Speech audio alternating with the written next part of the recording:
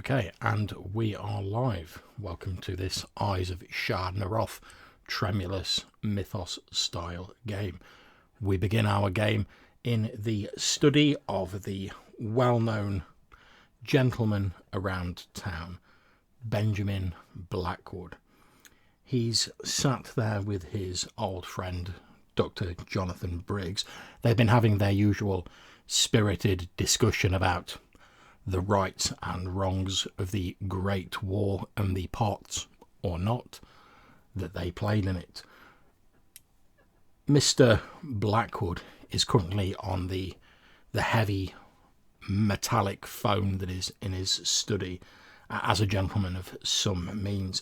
He's on the phone to a young man by the name of Daniel Langford, an author who's achieved some small note in recent years and who has contacted Mr. Blackwood because he has some startling revelations about his family past and an interest in perhaps producing a fictionalised version of them for one of his no doubt sensational publications in future.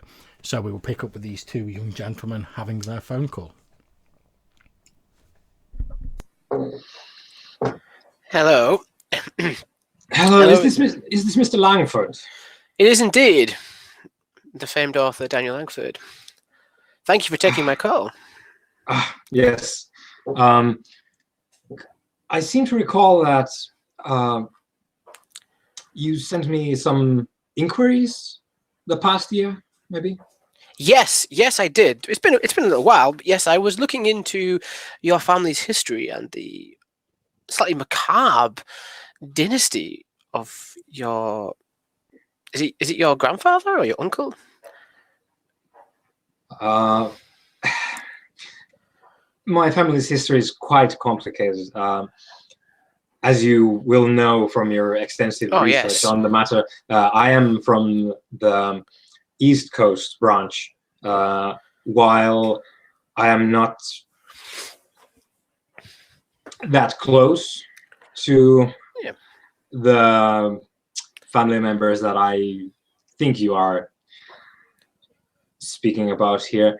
I may have an opportunity for you, which has just recently come up, and I'm just like looking at the letter that I got from the lawyers in Ebon Eaves.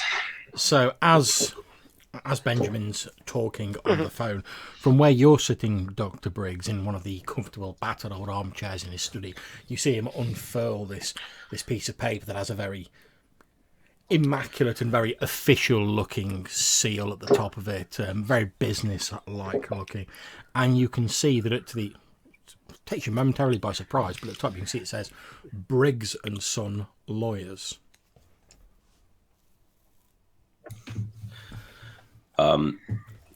Looking at the document, kind of nod my head, and I think back to my father. Being a lawyer, I kind of think to myself, I do remember my father telling me to try and bring up the family law firm, but I never really thought that was my deal. Arguing in front of a large man behind a podium, that was not my expertise. I preferred to help heal the sick. Indeed, a decision that caused no small amount of strain between you and your elderly father. As you're thinking about this, Mr. Blackwood, you glance down at this letter and you see that in very crisp legalese speak that you're obviously familiar with as a gentleman of your reputed talent, it says that Briggs and Son are delighted to inform you that you are the sole beneficiary of the Blackwood estate in the coastal town of Ebon Eaves. We anticipate with delight your response to this letter, and we do hope you'll be able to meet one of our representatives in Ebon Eaves in a week's time. You know that that's in a couple of days now, since you've had the letter a couple of days considering it, and just checking that all the legalese was correct, which it was.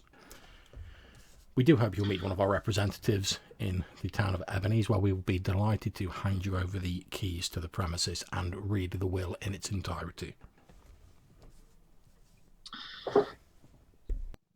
So, Miss Langford, I propose... Do tell me, do you write biographies? Do I understand you correctly? In a manner of speaking, since the terrible times that have passed in this nation, people's appetite for a more fictionalized, spectacular journey has been whetted. So I provide a service, shall we say. I take something of history and give it a little spin. But, your family would be well compensated for Not your help. Too much of a spin, I hope. Oh, no. Closer to the truth than people would believe, but enough that it doesn't, upset anyone, shall we say. Very good. Very proper. I believe there's a business opportunity at hand here, Mr. Langford. I would like to invite you to come on a journey with me and my close friend as we proceed to the town of Ebon Eaves, where I will take control over the Blackwood estates. And I would like to offer you exclusive access to first-hand documentation, the places, the people, all of it. And we would have to, of course, naturally, we would have to draft a very strict, shall we say, contract on this matter. As would be proper. I would be absolutely delighted. This Very would be well. an excellent arrangement. Very good. I'll make arrangements to come meet you. When is it? Soon? Days? Weeks? Shall we say, let's meet tomorrow for breakfast at the Crossroads Diner. You have yourself a deal, sir. Thank you for getting back to me. Very good. And I do apologize. I believe that my secretary lost your first few letters in the mail. You know how these things go. Happen. Yes. Yes. Very good then, Mr. Langford. I look forward to meeting you. And I look forward to the history of my illustrious family being brought to the wider public. I will bring my journal. I cannot wait. And as this conversation finishes, we fade to black on that scene. We fade in a day later at the Crossroads Diner, a fairly distinguished eating establishment in one of the wealthier parts of the city. As we head into this dining area, there is a small table, comfortable armchairs. There is a tea set on the table, a few small cakes, triangular sandwiches, etc. We find our three colleagues, Dr. Briggs, Benjamin Blackwood, and Daniel Langford, all having met up, sat around this table. Mr. Blackwood has just finished giving some of the details of the inheritance, such as he knows it at the minute, to Mr. Langford. As they're having this discussion, Dr. Briggs, the way you're sort of sat so you can actually see out of the door of the eating establishment that you're in, whereas the other two have their backs to it. As you're sat there sort of looking out the door, because you're not really into all this legalese, as you say, you left the law and that sort of thing behind for what you consider to be a far more rewarding pastime. As you look out of the door, you see what appears to be a small dog sat on the opposite side of the street that just appears to be staring dead at you. And as you look at it, you see that the dog's eyes are entirely white and sightless.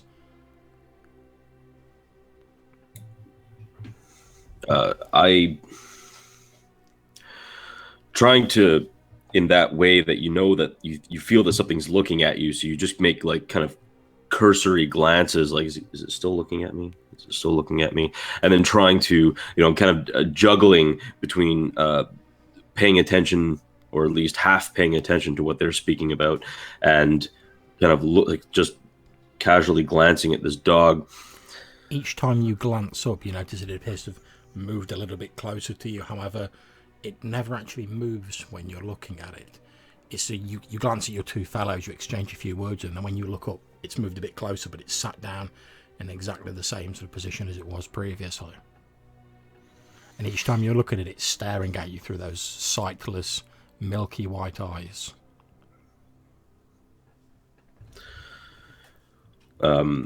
I would probably call over to a waiter or some type of server, and would you pardon me, but there appears to be some sort of mangy animal over there. You find some way to kindly remove it. Find it's slightly unnerving. He glances in the direction of the door and then says, I'm terribly sorry, sir. I'm not sure what you mean. I don't see any animal. And when you follow his gaze, you see that the dog is no longer there. Oh, pardon me. Must have been a trick of the wind or a funny light or something. You'll have to excuse me. If y'all wouldn't mind, would you kindly bring me a cup of coffee? It's something. Thank you. It's something I tend to have picked up a taste for in the north. Not a problem, sir. We'll have that brought to you momentarily. And he heads off. A few moments later, a steaming cup of coffee is set down in front of you. There is a small bowl put down with little sugar cubes in, and a small silver jug with some milk in it, all on a tray placed in front of you. Will there be anything else, sir? Well, I know that'd be fine. Thank you very much. I must admit, you have an absolutely lovely establishment here. That's very kind of you. We hope you enjoy the rest of your meal, sir. Right, the second person makes himself scarce, leaving the three of you alone once again. There are other people in this establishment, but it's sort of fairly early on the day, so it's not full to capacity by any means. Most people are sat around. You can hear the dull hubbub of conversation around you. The tables are spaced far enough apart so that people's conversations don't intrude on each other too much. So, Mr. Blackwood and Mr. Langford, you just about concluded going through this letter that you've been sent.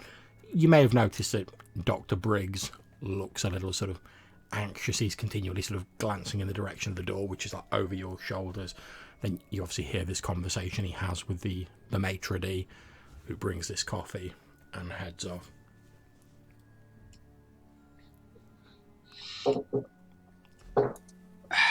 Briggs, are you going to have any pancakes? It's not just coffee with you. What can I say? I've rather enjoyed a nice good cup of coffee in the morning.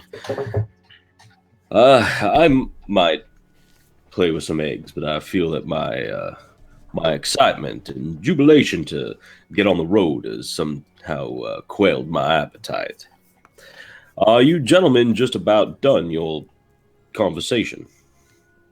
I believe so.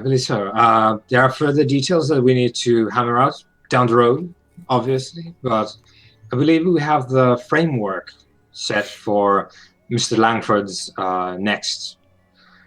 I've got enough to start with. Yes. Wow, that's wonderful to hear. Then, since the sun is so close to just rising, I suggest that we all make our way down to this charming little town. I got to admit, though, Benjamin, I'm glad to see that you're going at this full bore. It's not exactly something you can walk away from. And I just kind of walk towards the car. Yeah. As I'm opening the driver's door, I look back and sort of like clap Briggs on the shoulder and go, "Good friend, I think I've finally picked up on your advice.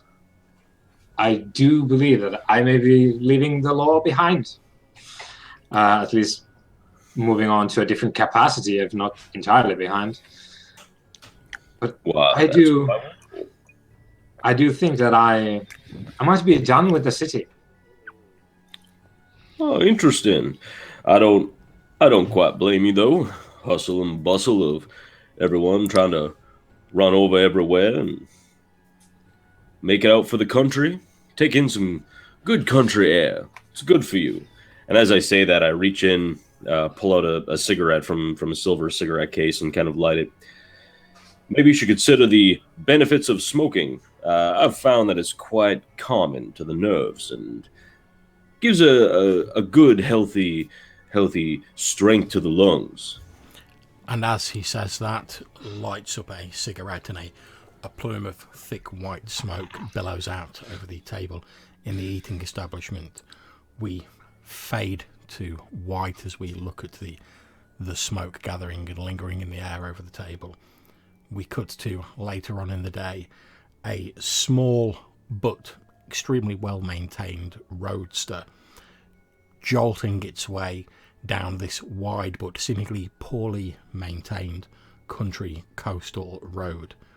A thick mist has started to gather later on in the day, no doubt due to the proximity of the coast, and we see our three companions in this roadster. We of course have Mr. Blackwood driving his vehicle, following the directions in the letter towards the town of Ebon Eaves, and looking further down the road as this thick voluminous mist is rolling in behind you. You see this small collection of jumbled buildings, along with what you think you can see in the distance are some masts, perhaps of small boats. Maybe there's a jetty or something to the southern part of the town, and the large shadow of a water tower rises over the town.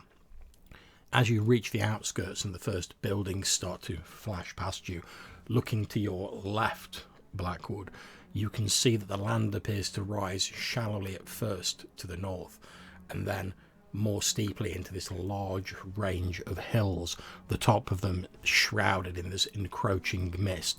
And squatting atop one of these hills is this large, looming building, seeming to cast it in the sort of morning sunlight filtering through the mist. It seems to cast this long shadow that falls across the northern part of the town.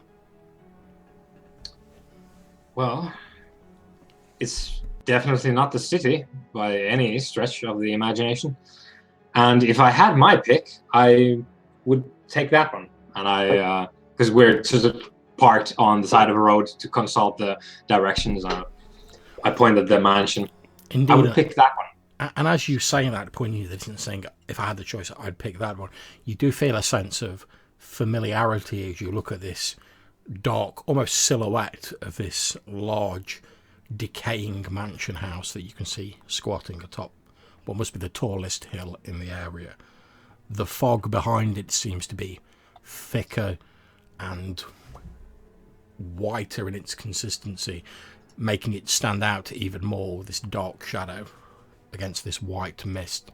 The cold tendrils of mist are slowly sort of moving back towards the ocean along the road behind you, and as you're stood outside the car looking at these directions, glancing between Ebon Eaves, your roadster, and this house atop the hill, you can feel the first feelings of a chill as this cold sea mist is slowly rolling across the land.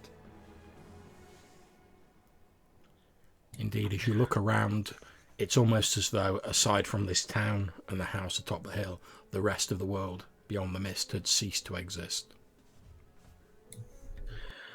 There's quite a chill in the air. And I kind of grab my suit jacket and kind of tuck it up a bit and kind of lower my fedora ever slightly. You sure that you want to live here? Are you speaking as my friend or as my doctor, Briggs? Well, I think both at this point. Chill like this could bring on a bad case of consumption, or possibly even worse. Looks like this place hasn't seen a bit of modernization in quite some time. But of course, it's all up to you. Well, first thing, we'll chop up some wood, and we will warm the place right up. As this conversation is taking place, Daniel Langford, you've fallen quiet for a moment and you're looking up the hill. I'm taking like little sketches of the area. Indeed. As you see this house, you've no doubt from the legends and the quite bloody histories that you've been researching that this black decaying manor house is Blackwood Manor, a place that's rumoured to have been host to some of the bloodiest deeds of recent years. The surrounding area certainly adds a certain authenticity to the legend. Indeed. Very morose. You recall your researches recently that led you to get in touch with Mr. Blackwood. You recall how one of his relatives, Andrew Blackwood, allegedly convinced a number of people to take their own lives up on the ridgeline folks call the Foggy Hills. There's a lot of mystery surrounding what exactly took place there because no one knows. After all, Andrew Blackwood took his own life after those of his followers, it's presumed, since a lot of people have ascribed it to perhaps some sort of cult or strange religion. No one really knows what happens, but there's a lot of local superstition and legends surrounding the place. Including, there is the rumour that the spirit still lingers in this place. Indeed, the town. A sort of local urban legend has grown up around that. You know from your initial investigations that local children in this and villages around here are cautioned by their parents to behave themselves, or Foggy Drew will come to take them away. This Andrew Blackwood has become like a bogeyman, a sort of figure of legend. Am I aware of who the last owner of the house is? Because I'm presuming as far as you're aware, the last owner was Andrew Blackwood. It's only now just falling into. Indeed, it was believed until recently that the West Coast Blackwoods, as they're officially known, didn't actually have any living relatives. It's only through your diligent researches you managed to track down a common ancestor between them and the East Coast Blackwoods, of which Benjamin Blackwood is a member, and he is believed to be the last heir of the Blackwood family, as far as your researchers have shown. It just seemed a little bit coincidental, though, that at the same time you were trying to contact him, that he's suddenly come into possession of this manor. I guess I wasn't the only one who smelt those surprise from the wind. Interesting. Has it been boarded up? What kind of conditions the house in on the outside? It looks like it's leaning at a bit of a strange angle, perhaps subsidence or something along those lines. However, you're far too far away to actually determine any real details of the place. From here, okay. You would expect that given this incident with Andrew Blackwood took place a number of years ago, and that no one's lived there since, it's probably not in a terribly good state of repair. I'll ask the gentleman if we should head into town and get some supplies before we tackle the manor. I feel like once nightfall beckons, we'll not be able to move. Looks a bit perilous up there. Capital idea. And would Benjamin know anything about Jonathan Briggs's relationship to alcohol? Would that be a thing, Mike? Actually, Jonathan doesn't really drink per se. However, other than tobacco use, you wouldn't really know much else as far as what had happened. Like, I think, Jonathan, I would have not told Benjamin about anything, circumstances why I kind of left the military and kind of been quietly ushered out, including any missing crates of morphine or anything to that effect. So I don't really think, other than, you kind of feel like I'm a bit of a teetotaler. That's kind of pretty much it. Right. Okay. Yes. Let's pick up some, I believe, there has to be a store even in a place like this. And I do believe that there is an exceptional state of the law regarding Ebon Eaves. And if either of you were to desire to indulge your tastes for things less savory, then I believe this is the place hereabouts where we could get something to drink. Daniel underline in his journal, Town of Wickedness, double underline. Yes. Well, now, I personally am not a big fan of the Devil's Water, but if we find a place with a fine meal, maybe you can get a nice roast dinner and some sweet tea. That'd be quite nice. Been a long I always time. say, do as the locals do. As you're saying this, in the distance, in the direction of Ebon Eaves, you hear the faint sound of church bells beginning to chime. Oh, it seems we were heard, I say, in an attempt of levity. Perhaps so, Benjamin. Perhaps so. Now, Mr. Langford, you want to write about my good friend Benjamin's family. Is that correct, isn't it? No. That is incorrect. Not particularly his side, more so the Andrew Blackwood side of the family. I see. Now, of course, I would have to ask, only in defense of my good and dear friend, Mr. Blackwood here, exactly what kind of sensationalism are you planning to spew out into written form, sir? Oh, like the dark history of a man's past. Well, I must say, sir, that sorry to interrupt you, but please understand. Now, this is in defense, of course, to Benjamin. I would certainly hate to see a good man's name smeared, sir, especially for the actions of those in his past. After all, I'm sure if you dealt into every closet, into every man, there is certainly some skeletons who would rather be buried. Oh, absolutely, sir. I don't intend to drag our good friend here through the mud. More so, create an interesting story of fiction. I suppose I could even change the name of the family if that would please him. No. Let us leave it as Blackwood, as is only proper. Sin is every man's portion. I am not afraid of that of others. As he says this, there's a loud and a sort of an explosive, concussive sound.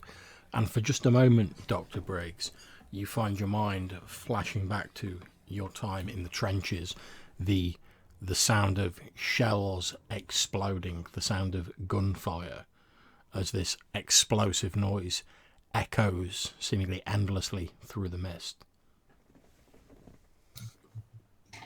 And as the like the sound and the mist, it seems like my eyes focus back. I'm pressing down on a soldier who's screaming, who's yelling, pressing down on his wound, and I'm calling out for a nurse and. Nurse, please, get me the morphine. Get me the morphine. And he's just screaming. He just won't stop screaming and flailing, grabbing the morphine, trying to jab it into him. He smacks my hand and I end up stabbing myself, just wincing in pain for a moment. The release, that tension just seems to melt as I'm holding on to his wound as he keeps flailing. And that you with your other hand, you're trying to hold down the sort of struggling form of Tom Jenkins, Private Tom Jenkins. His body is riddled with bullets. It's practically a miracle you managed to carry him back this far to the border of enemy territory. He as he slaps your hands away, in a strangled voice, muffled by some of the blood leaking down his face, he says, "Just leave me, Doc. Just leave me, otherwise I'll get you too. I'm done for."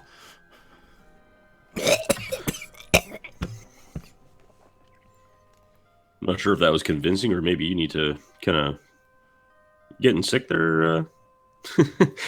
I'm holding him down. No, sir.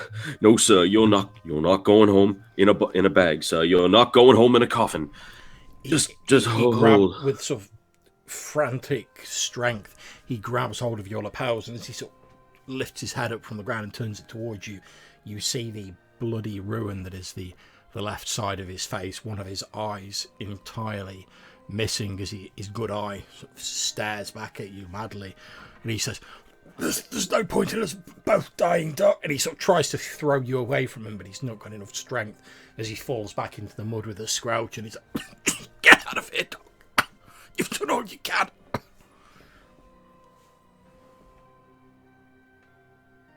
And then just the feeling of the morphine coursing through my body as I'm starting to kind of get a little lightheaded, and listening to him scream, trying to reach out and grab a hold of him. I just can't, and it just seems so distant, and it just seems to keep his body, that moment in the trench, the mud, everything just seems to go further and further away, like I'm moving back into just blackness. And just in my head, it's just echoing, wait. And then suddenly just kind of shaking it off, the mist around. Indeed, you shake off this horrible memory to find yourself crouched on the ground next to the roadster. Your friend Benjamin and the writer, Mr. Langford, was looking down at you with a concerned look. And just beyond them, you can see, seemingly heading down from this large house on top of the hill, is a much older and battered looking car than the nice one that Mr. Blackwood drives. And as it heads down, you can hear it grumbling and backfiring with loud as it rattles down this path from the hill, seemingly towards you. I just kind of come to, like, seeing the two of them. Sorry, gentlemen, I do believe that I may have dropped something. And I'm fumbling around. Ah, yes, here it is. It's quite all right. Now, what do you all suppose that is coming up there? It sounds like a rusted heap of clankety bolts just needing to see us, and wonder what that was all about. We should go have a look. So I'm bending down to like grab you under your armpits, just like pick you up. Like, Briggs, we need to get you some food. You should have had those pancakes. Yeah, I guess it all comes down to pancakes. I prefer flapjacks myself, though. And just kind of laughed to myself at the inwardness of the pun. But in all seriousness, though, who do you suppose that is over there? As you're asking that question, the second vehicle rumbles to a stop by your own car, and you see an elderly gentleman with stringy white hair climbing out of the car. He's dressed in a slightly threadbare but otherwise fairly posh looking suit. However, it is a couple of decades out of fashion. It's very old worldy. He looks at you, taking off a small bowler hat, revealing a bald patch on the top of his head, and then in a slightly rasping voice says, Mr. Blackwood? And he looks at the three. Yes, that would be me. Yes. Who might you be? Splendid. My name is Clarence, sir. I was told you might be coming to inspect the premises, and well, it's been a long time since we've had a member of the Blackwood family up at the estate, so I thought I'd come down and visit you personally. I'm sorry if old Betsy there, and he pats the car, gave you a little bit of a start. I'm afraid in my old age I can't maintain the old girl quite as well as I used to. No, that's quite all right. So I presume that is the way to the mansion? Indeed, there is a single road leading straight up to the mansion there, although it's seldom used nowadays. I am the I was one of the many servants who worked at Blackwood Manor, most of them sadly now departed. However, my family have been manservants at Blackwood Manor for many, many years, and I thought, well, it wouldn't seem right to just abandon the old place, so I've been doing my best with the upkeep, sir, but as I say, I'm a little long in the tooth for it now. But I've done my best, sir. You'll find it all in quite livable shape. Should you choose, of course, to take up residence there, sir. Well, that is my plan, but do tell, good friend Clarence, who has paid your wages these many years? We're extremely fortunate, sir. I was given a fairly reasonable rate of pay by your predecessor, and as quite a cautious man, I've been able to ration that out, and of course, small odd jobs and other members of my family providing me with support, I've been able to stay on there. Well, that is quite something now, isn't it? Well, the Blackwood Manor has been my home since I was a boy, sir, and as I've said, it just wouldn't seem right to abandon the place. I couldn't bear to think of it sitting up there on the hill, falling into rack and ruin, whilst I was down here in the town living elsewhere. No, that wouldn't be right. Not right at all, sir.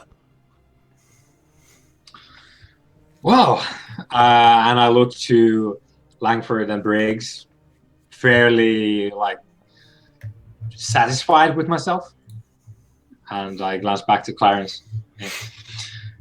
Well, I would be happy to keep you on. I do plan to establish myself in your fair city, town, village. Splendid, sir, splendid. I'm so relieved to hear you say that. It's been far too long since we had a Blackwood up at the manor. Despite whatever unpleasantness you may have heard of, your family has always been extremely kind and generous to me, sir. Very good. And here's 2 more years of the same. Indeed, sir. And your companions, sir, will they also be staying at Blackwood Manor? For the time being, yes. Yes. Do we have facilities? Oh, yes, of course. There are many rooms in the manor that are unfortunately no longer used since the branch of the Blackwoods that lived here so many years ago has unfortunately withered on the trees, sir. Most of them now lie unused. I reside entirely in the servants' quarters, sir.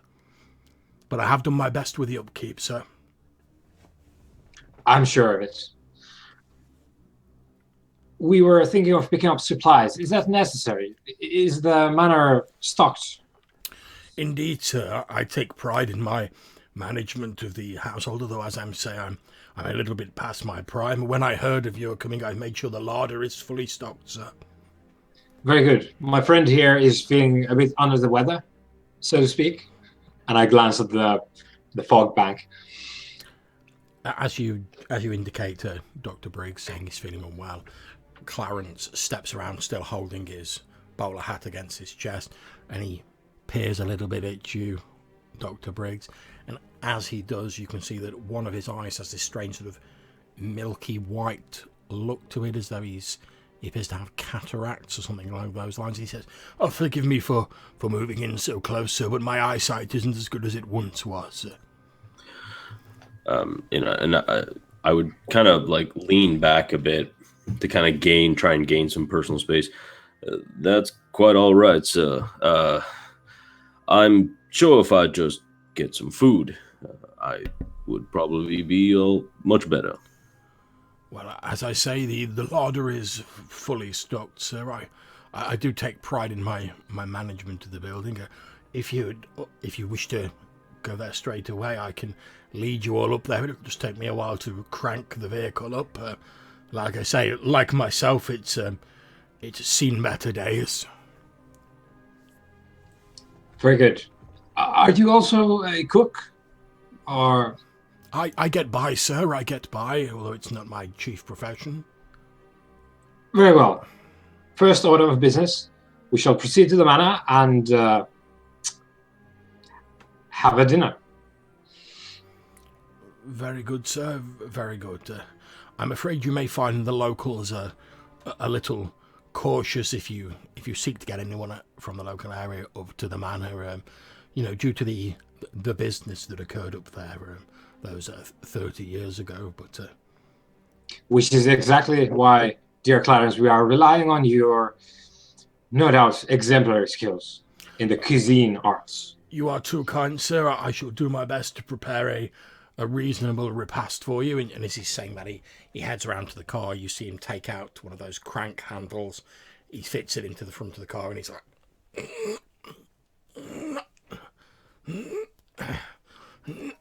Please, my good fellow, let me help you there. Oh, thank you very much, young sir. That's very kind of you. It's nice to see some young people remember their manners and respect for their elders nowadays. Just one or two good turns should do it. The old girl splutters a bit, but... And you spin the crank a few times. Crank it. The car's like... and splutters into life. At which point he takes the handle off you and says, "Thank you very much, young sir." And he drops it into the seat next to him, climbs in the car. You can see it's vibrating as he's sat behind the steering wheel as this thing's spluttering away. "Well, if you'll care to follow me, sir." And the vehicle slowly starts driving up this winding road towards the manor. It appears that we could probably walk as fast as this man can drive up to that hill. Poor man. I can only imagine trying to drink a glass of water while trying to drive that vehicle. Must be a lonely job looking after the entire manor by himself. Indeed. The kind of job where a man could go mad, being in a large house by himself. With your leave, Jonathan, I would like to interview this man at some point. If he's... yeah. Mr. Blackwood. Mm-hmm. Of course. He is included in the assets that we have discussed in our contract, so feel free to do so. I won't want to make assumptions, but judging by his age, he was probably alive when this incident occurred in your family's history. Well, if that is true, then Briggs, I think your worry was for naught, and he clearly is ancient. Ancient? Why, there's a very good chance that man was here for that whole building's construction. Wouldn't surprise me if he was dealing with your family for 40, 50 years. Well, here's an interesting fact for you, Mr. Langford. Did you know, and I think at this point we start like zooming away and we get the overview shot of us driving to the mansion. I'm just going like, they call it the Ebon Eaves, right? You know this, Mr. Langford? Yes, I have it in my notes somewhere, yes. Yes. Did you also know that the name comes from my family's name? Really? The wood was sort of a darker wood that they chopped here in the distant past. Oh. And the Blackwoods were one of the original settlers here. And hence the Ebon Eaves, as you would call it. Oh, ebony, right. Yes. Of course, I don't make that connection. It's not ebony as such, of course, but... As you finish this conversation, we zoom back in as your car pulls up alongside Clarence's spluttering vehicle, the engine dying as he turns it off. And you look up at this tall, dark mansion atop this hill. You can see that it's in a small state of disrepair. There's a few bits of the wood which are looking like they've given over to damp, and it does have a slight lean on it where the the eastern side of the building appears to have sunk partially into the soft loam of the hills. But other than that, it looks to be reasonably livable. As you all climb out of your car, Clarence walks towards you, and he says, "Well, as the new owner of Blackwood Manor, sir, I suppose I should give you your key." And he takes out a copper-coloured key. It's about that long from his pocket, and he hands it over to you.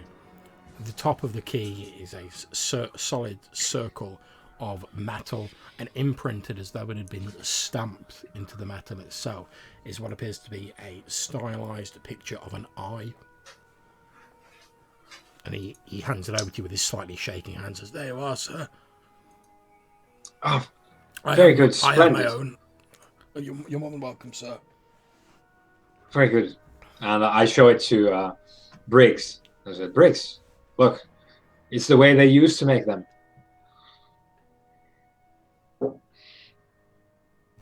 Well, my goodness.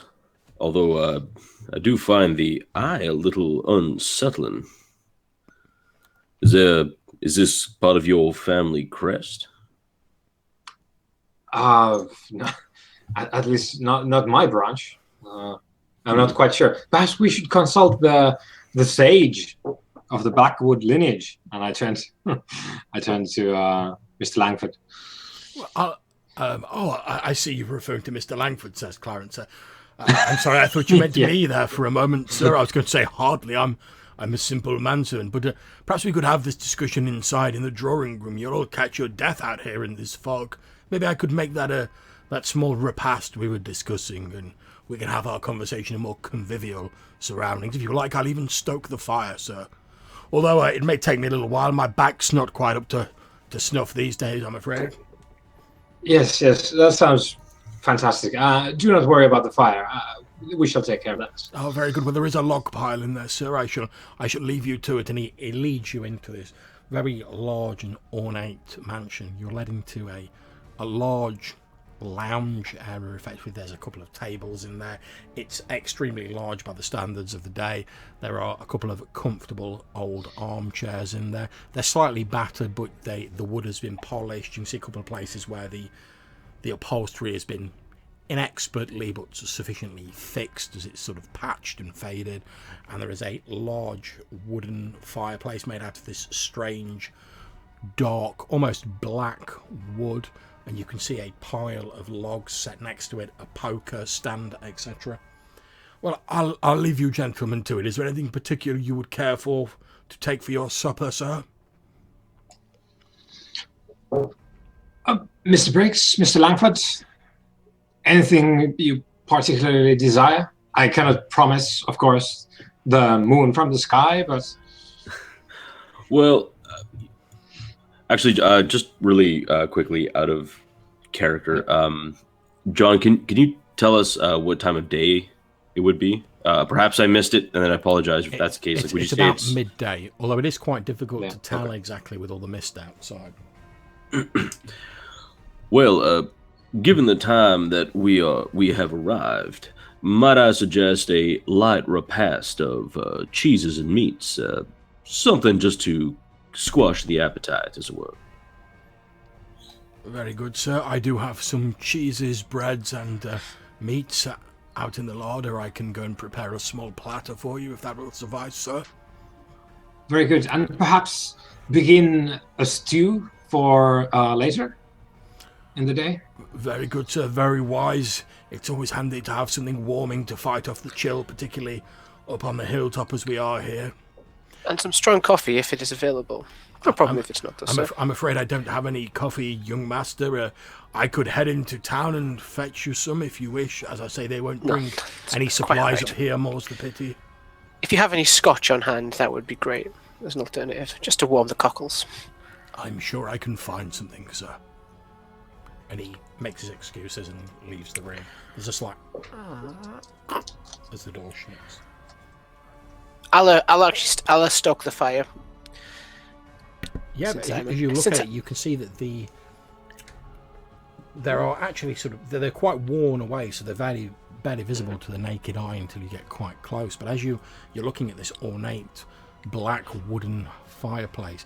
You can see that carved into it are what appeared to be a number of robed figures, and in the central arch of the fireplace are what appeared to be 3 eyes in like a triangle formation carved into the wood. It looks as though they've been sort of worn away over time.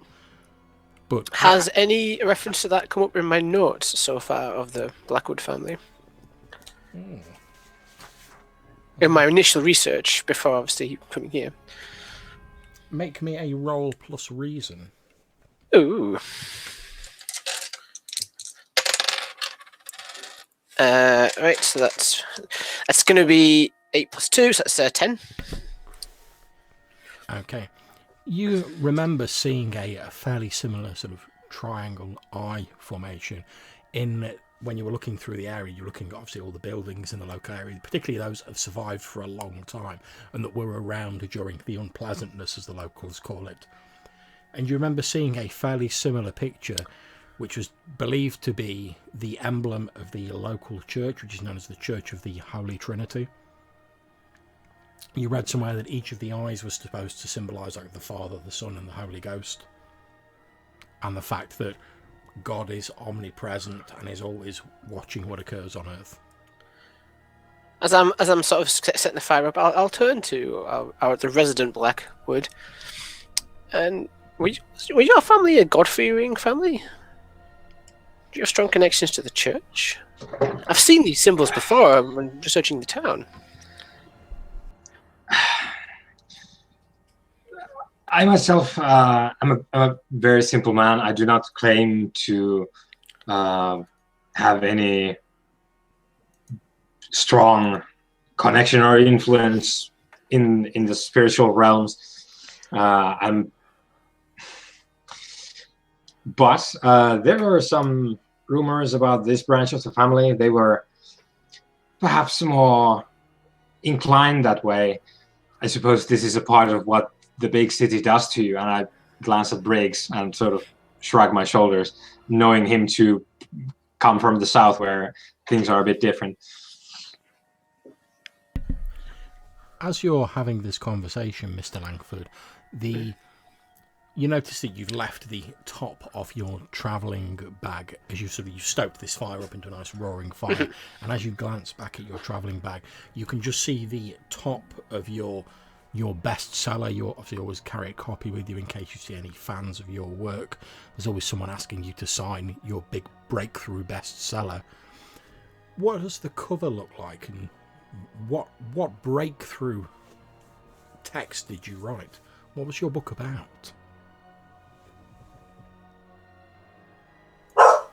So the cover is like a golden tower, and embossed on the tower is like this red key, the kind of key you would find in most like standard locks. You know, like a 3 or 4 pin kind of key with a round end. Mm-hmm. The book was about a lost city,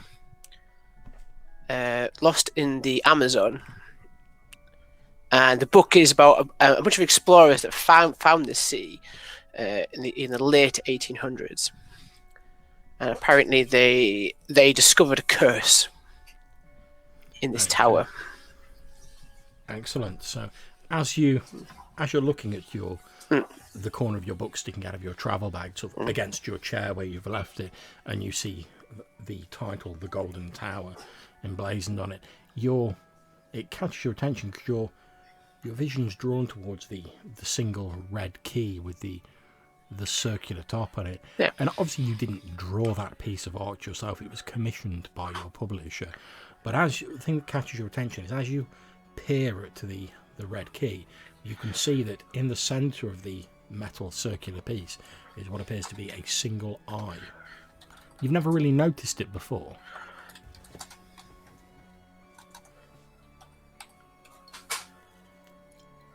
I'll sort of blink and kind of take a double look at it.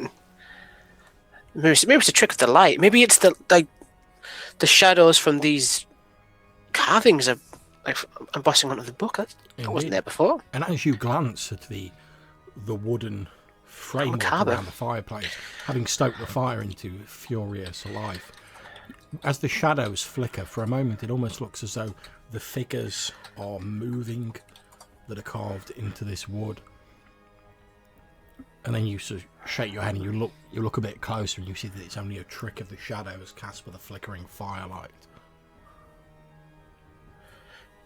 I must say, Mr. Blackwood, the architecture in this place is quite remarkable. Have you visited this place before?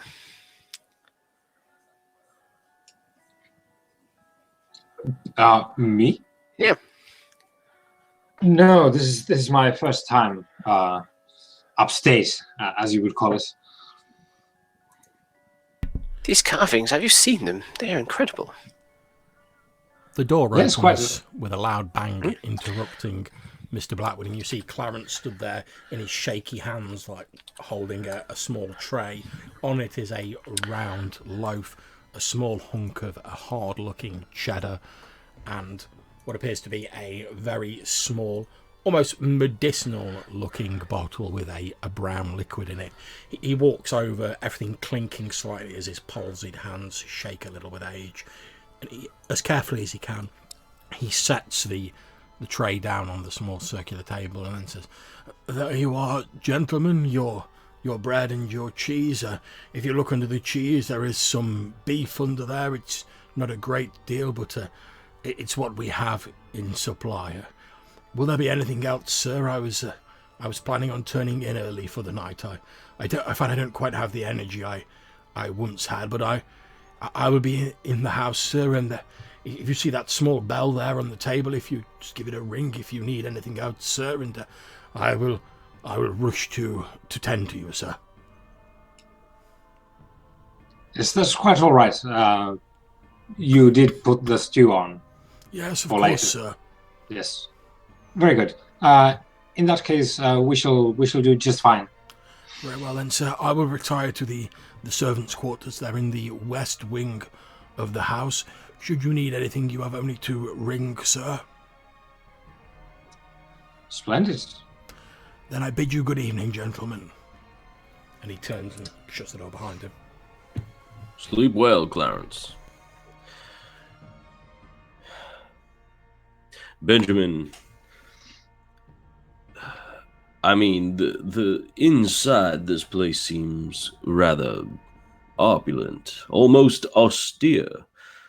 But are you sure you want to live here? If the rest of them town folk down the hill are a little put off by this place, you sure this is somewhere you want to live? Well, that is merely an opportunity to uplift their opinion of the Blackwoods and the Blackwood name, and by extension, the manor. And I imagine they will not be too put off by the wages I will pay them when they restore it to its former glory. I suppose that's true, but I will say one thing.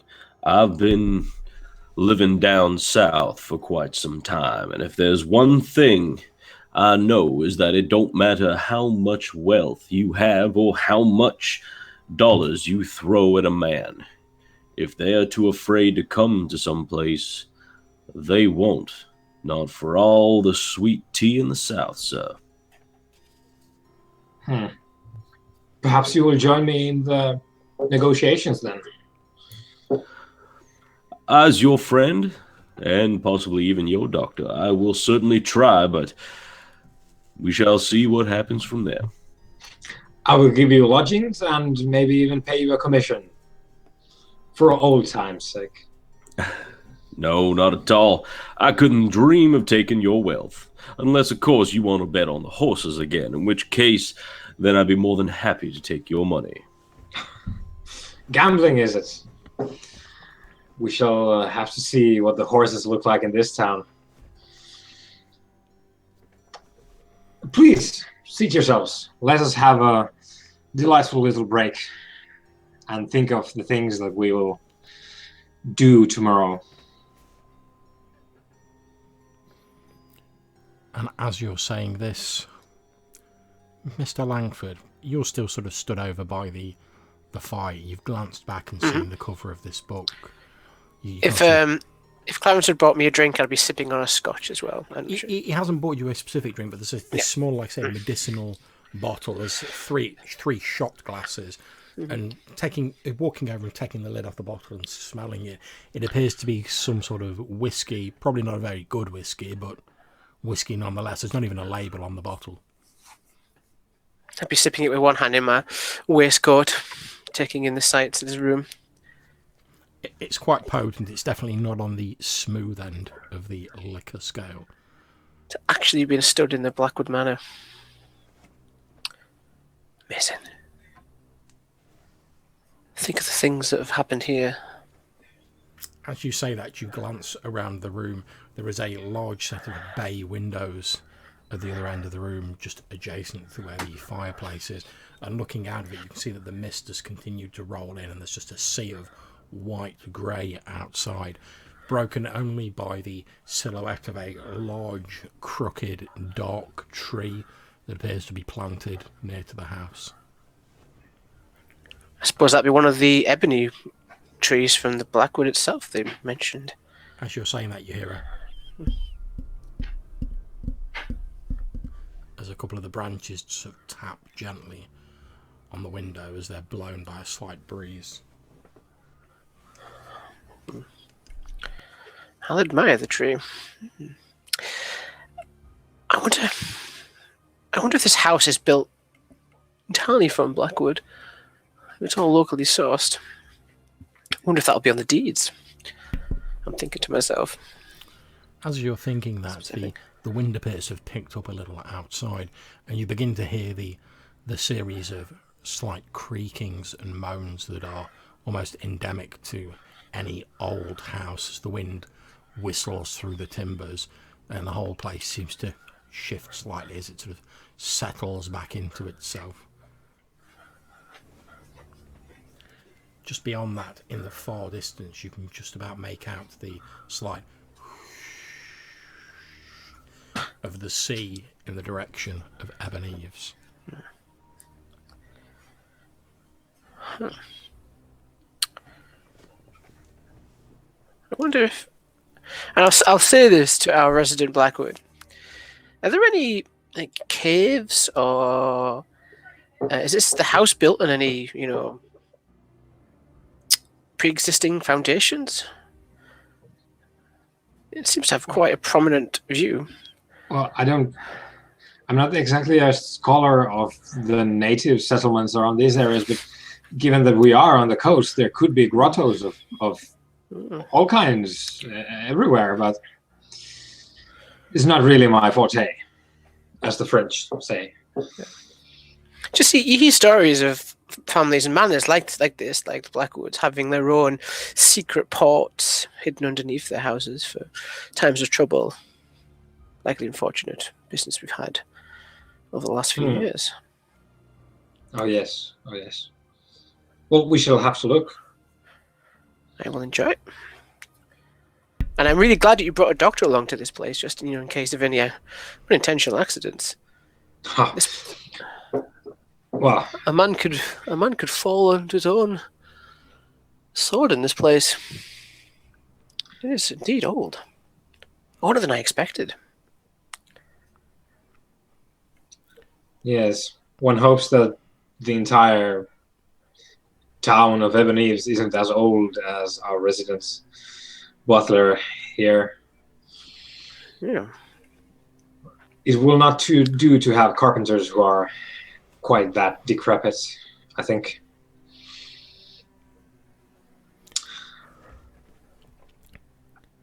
As they're having this conversation, Dr. Briggs, you've sort of glanced over in the direction of this bay window as your new associate, Mr. Langford, has walked over, and you've heard his musing about the tree and whether this whole place is made out of this blackwood, and your attention is caught momentarily by something glinting at the base of the tree.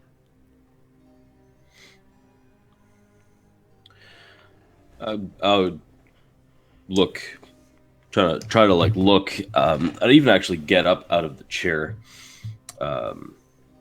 walking over, cigarette between my fingers, and kind of like try to strain my eyes to look out at the tree itself. Okay, can you make me a roll plus your reason? So that's 2d6 plus your reason modifier. Sure. And tell me what you got. And as I do that, I kind of adjust my eyeglasses to kind of have a look out. And wow, okay, so that's a 10 plus my reason of 3, so 13. Okay, if you look on the basic moves section of your playbook, where it says puzzle things out, there is a list of questions. You can ask me 3 of them with your score, or choose to gain 1 lore instead. Ooh, that's a tough one.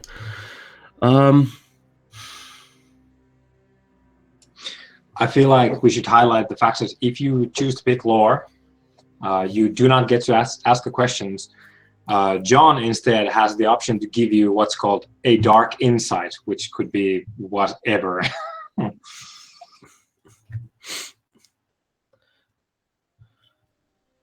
I'm just looking at. I'm actually just looking at my lore move. It's like, is it worth it? Not a problem. We're all a little bit new to this, so feel free to take your time. Okay, so actually, what I will do is I will actually ask my 3 questions. Okay, go ahead. First, clearly, what am I looking at? What is this? Okay, as you peer out of the windows, you see that the glint appears to have been a small shaft of sunlight that has penetrated the mist, and it appears to be glinting off the lens of a small gas mask that is lying at the base of the tree, of a sort that you are no doubt familiar with.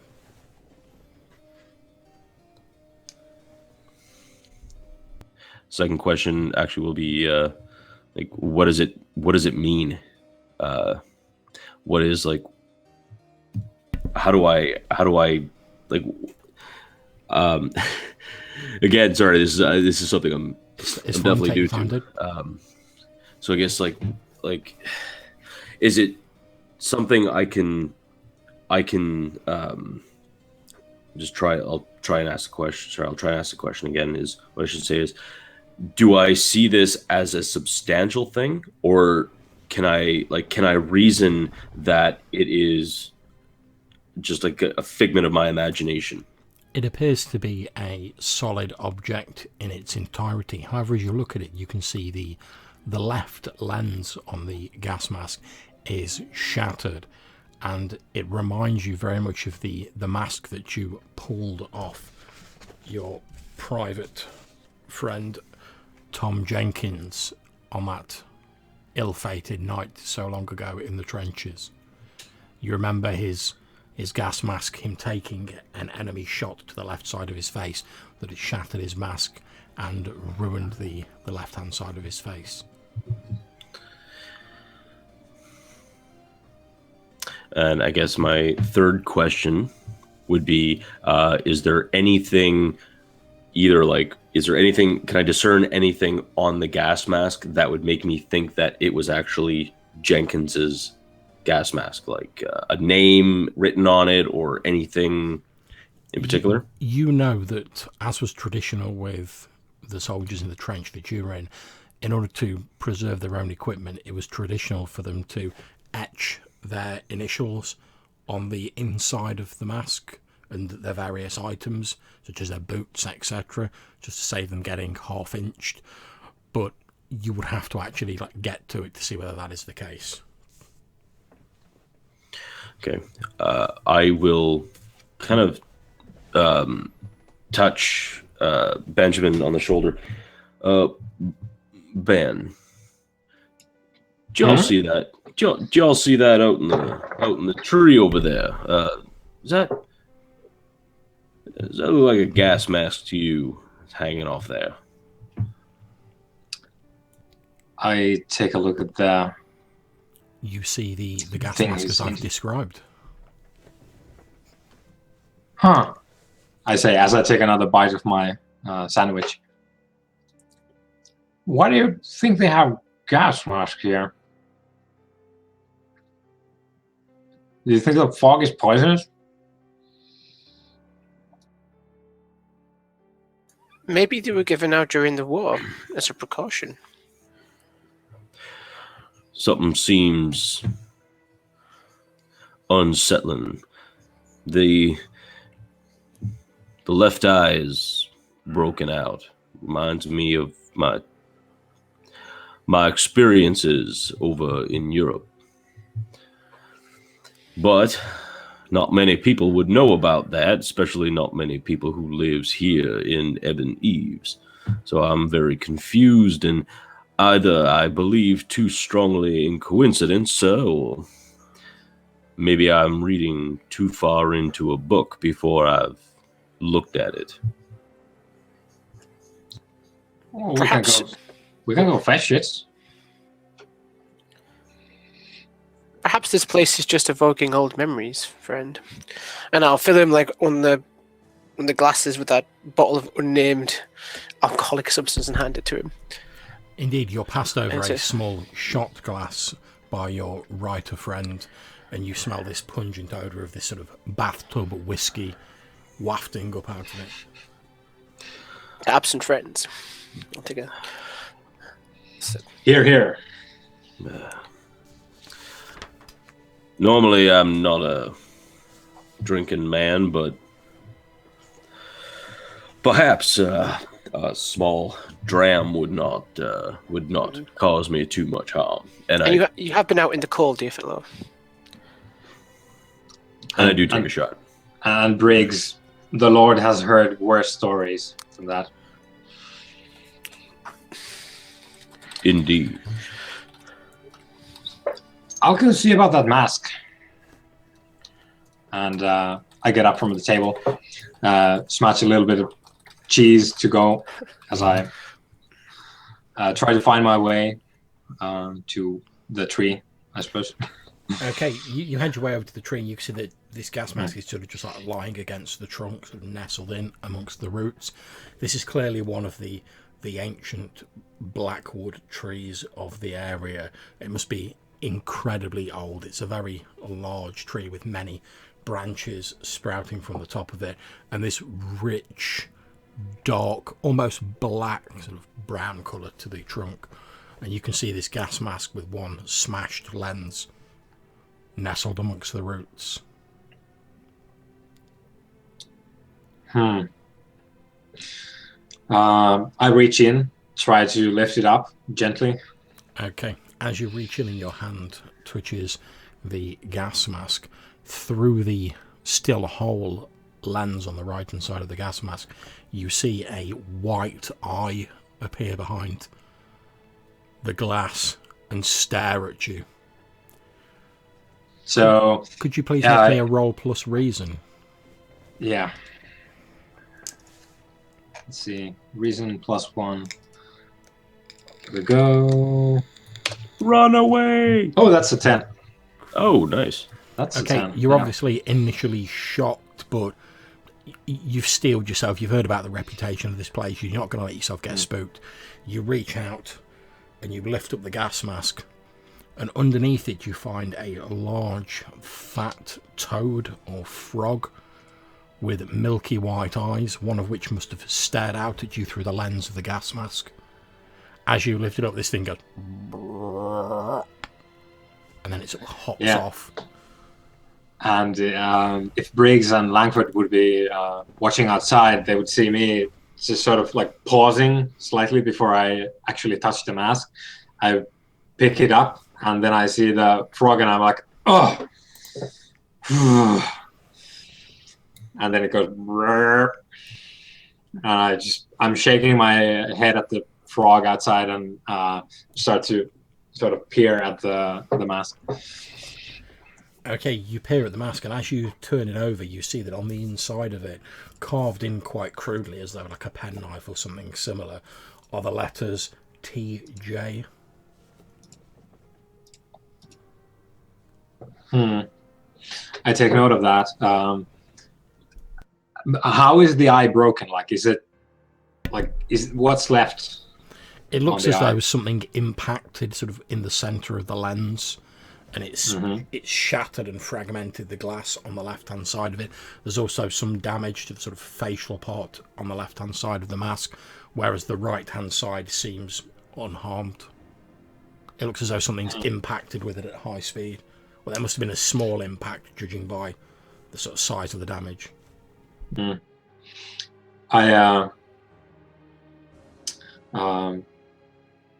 put the mask down, take one final glance at the frog, throw the rest of my cheese that I took with me to the frog, and head back in to show the mask to the others. The cheese bounces on the ground for a few moments and lands at the base of the frog's rotund belly. It sits there silently, staring at you through these milky white eyes. Just... okay, well, you're going to have to go if I will live here. And then I proceed. You head back inside. Yeah. So Briggs, I got the mask for you. It's broken though, pretty badly, and I think someone broke it on purpose. Broke it on purpose? Yeah. If you look at it this way, you can see, and I point out the damage on the side. He holds up the mask, and to your sort of slightly more trained military eye, Dr. Briggs, you can quite clearly see that it looks as though the damage was caused by a bullet hitting the left-hand side of the gas mask. My... What do you suppose they were doing with a gas mask in these parts? Do you think there are mines nearby? I believe I handled a case once. There were some miners, and they had been inhaling fumes from mines. And I understand it's quite disorienting, to say the least. Well, I mean, if there are coal mines nearby, it's a very good chance that a gentleman could have developed the black lung. But other than that, I'm not certain as to why. May I see? May I hold that? Please, by all means. You know more about this thing than I do, of course, from your experience with that. And then I just sort of like, let's not go there. And I busy myself with the bread.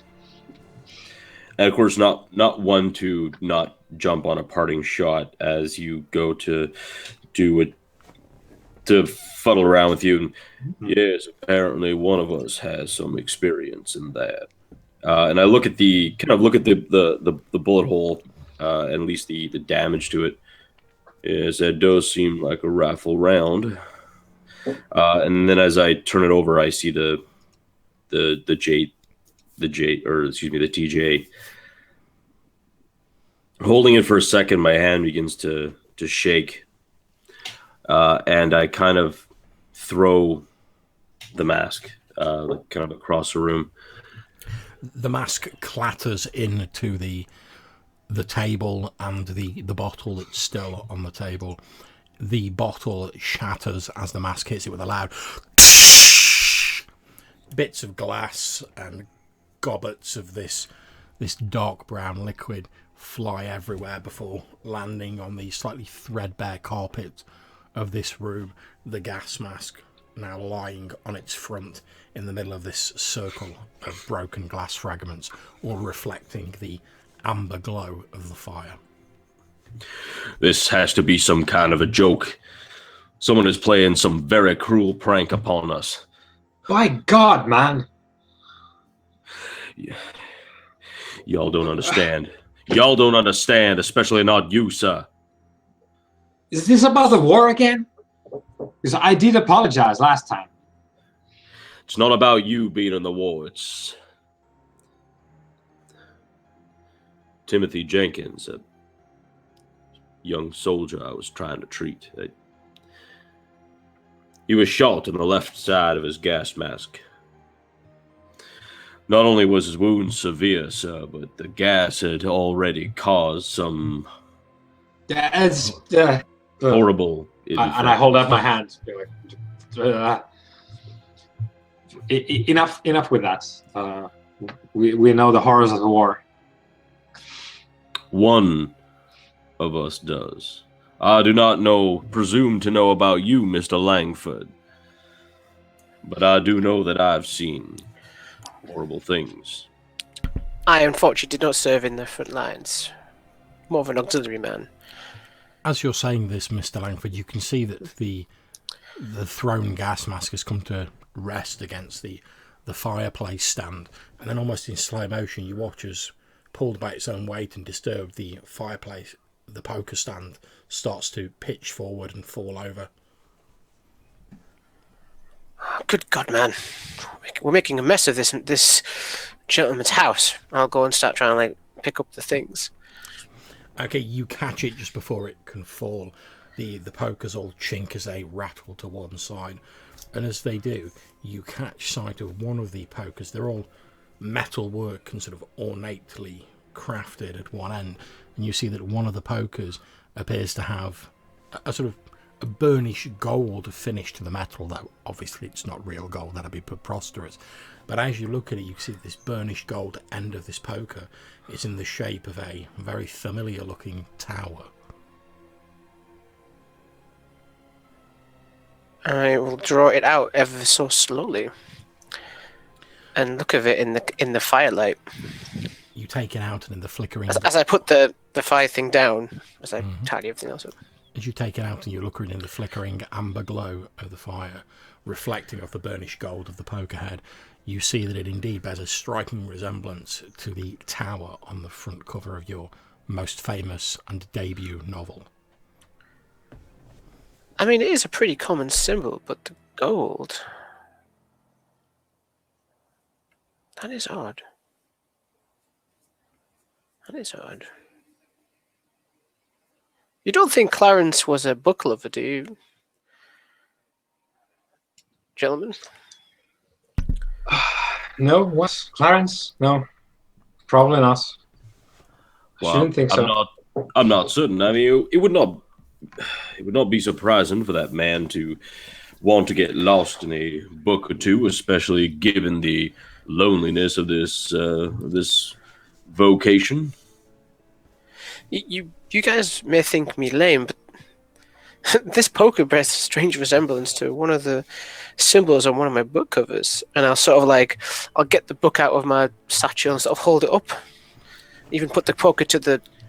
He holds them up next to each other, and you kind of see that the golden tower depicted on the cover of this book and the head of this poker do bear a startling resemblance to each other. I think maybe we should have foregone the libations. And I pointed to your comparison piece. How would this bear any resemblance to your book cover, good sir? It has no possibility of doing so. Is it a coincidence? We know that. And Briggs, for the love of all that is holy, let's get you some help. Can you please make me a roll plus reason, Mr. Langford? Okay. Yes, so that's going to be 11. As you're thinking about it, you do remember that although you didn't actually draw the cover of your book yourself, like I say, your agents, your publishers did it, you do remember giving them specific instructions, since as your breakout novel, it was very important that the tower on the cover reflected precisely what you had written in the book, this tower of this lost city in the Amazon. And you remember sort of agonizing over it for a few days, how you were going to write that passage. Then you remember having this very vivid dream one evening where you saw this golden tower, and you remember describing it to your publishers and saying that it was important the image looked as you described. Yeah, it was a vivid image. It was eye-catching. You want readers to look at a cover and be interested in it, especially the gold and the red key. Now, the key itself is red, John. right? Indeed. So I'm just gonna, just with like a fingernail or a bit of metal, just scratch the poker ever so slightly, intuitively, just to see if there's a colour underneath the gold. As you scratch the poker, you see that the gold is obviously a sort of a plating that's been applied to it, and it's quite old and it starts to flake away fairly easily. You scratch it with your thumbnail, and a large flake of this gold drops off and falls almost lazily to the floor. And underneath it, you see this dark red metal. I'll drop the poker in surprise. There's a loud as the poker falls on the floor. That was unexpected. Maybe that stuff is stronger than I think. Yes, looking at the glass. I believe so. And more to the point, I think I will go see where our quarters would be, so that we can each lay down from whatever this is, and maybe recover from the fatigue of the journey as well. And I sort of like, because I'm fairly sure that I'm going to be next, who's like going to drop something or whatever. So I'm just sort of steadying myself prematurely as I go and see about quarters, explore the mansion a bit. I will put the poker back after collecting myself, and I will go and try and find maybe some candles and stuff. So I'm imagining if we're going to go to the bed and rest, I might want to stay up a bit and do some writing, collect my thoughts for day one in the Blackwood Manor. Okay, that is absolutely fine. So I'm going to ask both Benjamin Blackwood and Daniel Langford, who are exploring the building. Can you please make me a roll plus luck? This is you guys like poking around in the house. Okay. Yeah, and more to that, I will specifically be doing my ancestral home move for that. Yep, go for it. Nice. I got a 6, John, by the way. Okay. I have 7. Okay. Which is a bit different from the normal thing. Okay, so let me know what option you're going for off yours, please, Mr. Blackwood. So, on a 7 or more, you may choose to find 1 good item of your choice or 2 clues, or choose from the normal choices. So, I would like to pick the 2 clues option. Okay. And I'm fine with those popping up whenever, because I don't expect them to be like the first thing I hit upon this night or this day. Okay, well, as you're sort of searching around for your quarters, you find yourself in what appears to be an old study. There are bookcases lining all of the walls. It's quite dusty in here, particularly on the high shelves, which you assume Clarence can't reach. There's an old writing desk in here. Much of the furniture in here is covered with dust sheets. It seems like it's not been used for a very long time. Your attention is drawn as you head into what appears to be a small scrap of paper on the floor. And as you look at it, you can see that it's only a small scrap of paper like that, but the edges are blackened and burnt as though it had been thrown into a fire and somehow ended up here on the floor. As you look around, you can actually see there is a small fireplace in the study. And from the fact there's still some slight residual heat in it and some ash, it looks as though, unlike the rest of the room, the fireplace was used fairly recently. Mm-hmm. Mm-hmm. Right, so I'm probably lighting whatever light sources we have here as I go. Is the place like, do we have electricity up here? Or... There isn't electricity. There are gas lamps, however, though. Yeah. So probably a gas lamp. Yeah, I snatch up the burnt piece of paper and hold it up to the lamp so to see what they were trying to burn. Okay. Being fairly familiar with like trying to destroy evidence. Of course. As you hold it up to the lamp, you can see it's only a very small piece of paper, and it has 4 letters on it in a sort of a fairly neat handwritten style that say J-O-U-R. J-O-U-R. Mm-hmm. Yeah. Huh. I put it in the pocket of my waistcoat, and Yeah, well, I think because this is like an abstract measure of time, maybe we poke around with Matthew next. Okay, not a problem. So as you're looking around for these candles, Mr. Langford, you find yourself getting a bit turned around in the house. It's quite big and quite a lot of the rooms are locked, presumably because they've not been used for so long. And is it all built of this black wood? It's only the timbers of the place that are burned with this black wood. The rest is plaster, etc. But the majority of the timber in the house does appear to be of this dark, rich black wood. As you wander around, you think you must be getting into like the servants' side of the building, because everything's a little bit less plush, a little bit more plain, a little bit more utilitarian. And as you're heading into that area, you don't seem to have found any candles, but as you're making your way down, from behind a door, you hear the sound of a murmuring voice. Or is it two voices? It's difficult to tell. You can't quite make out what they're saying. The doors in this place are very thick and made of the same dark wood. It could just be the wind. But I will approach slowly. See, maybe it's like an open window or something I'm hearing. And I might want to close it, keep the heat in. So I will approach. Okay, as you get next to the door, you hear a voice saying, Yes, I know. No, there's no need to be like that. It's fine. Look, it's fine. Look, just don't go leaving me again. Do I recognize the voice? As you listen to the voice, it sounds a little bit like Clarence, but his voice seems a little stronger and a little more emotional, whereas he was quite sort of placid and professional before. Whereas there's now the raw tinge of emotion to his voice. It sounds quite sad. Can I hear a reply? You don't hear a reply, but when he stops speaking, where you'd expect the reply to be in the conversation, you hear like a strange sort of sibilant whispering that doesn't actually seem to form words. It's more just like a...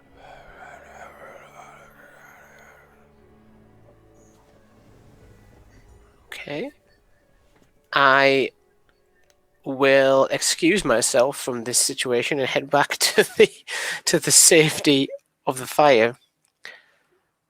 Hopefully. Okay, so we reconvene with the three of you guys gathering back together a short time later. Obviously, you've got the piece of paper that you've found, Mr. Blackwood. Mr. Langford, you've had your experience.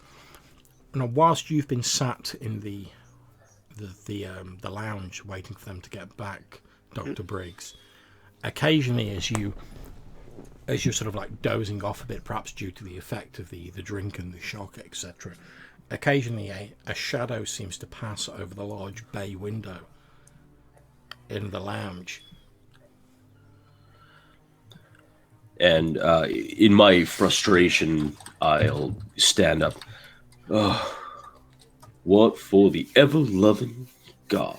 And I'll start walking towards the bay window and just kind of keep peering out every so often, like just straining, trying to look. Okay. Hello, is there someone out there?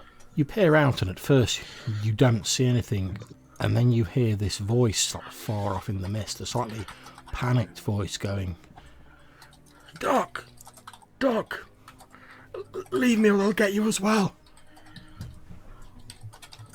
You've done all you can. Jenkins. Wait. Okay, it's at this point when Mr. Blackwood and Mr. Langford, you guys enter the room just to sort of like, Dr. Briggs is like halfway out of this bay window going, Jenkins, wait!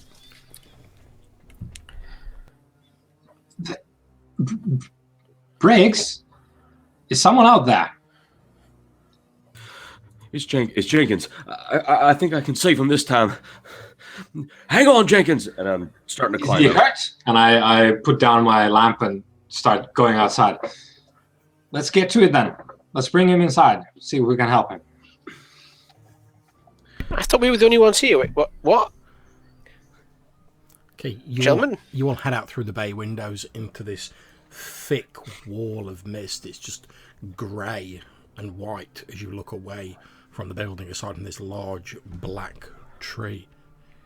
As you look around, Mr. Blackwood, you can see this large fat frog is still sat in the same position. It watches you impassively as you emerge through the bay window. You can see that Dr. Briggs seems intent on plunging into the mist. You can't hear anything or see anyone. Briggs, where was this man? He's just out there, in the mist. Wait, Jenkins, where are you? You are, and I raise my hands up to my face. You are free to come inside, friend. I don't understand. Last time he was in. Is this a friend of yours from way back? It was during the war. He was shot. He was shot in the mask. Jenkins, and I call it again. What mask? The gas mask. The one you found. He was shot. That one, and I point back to the house. Well, yeah, yes.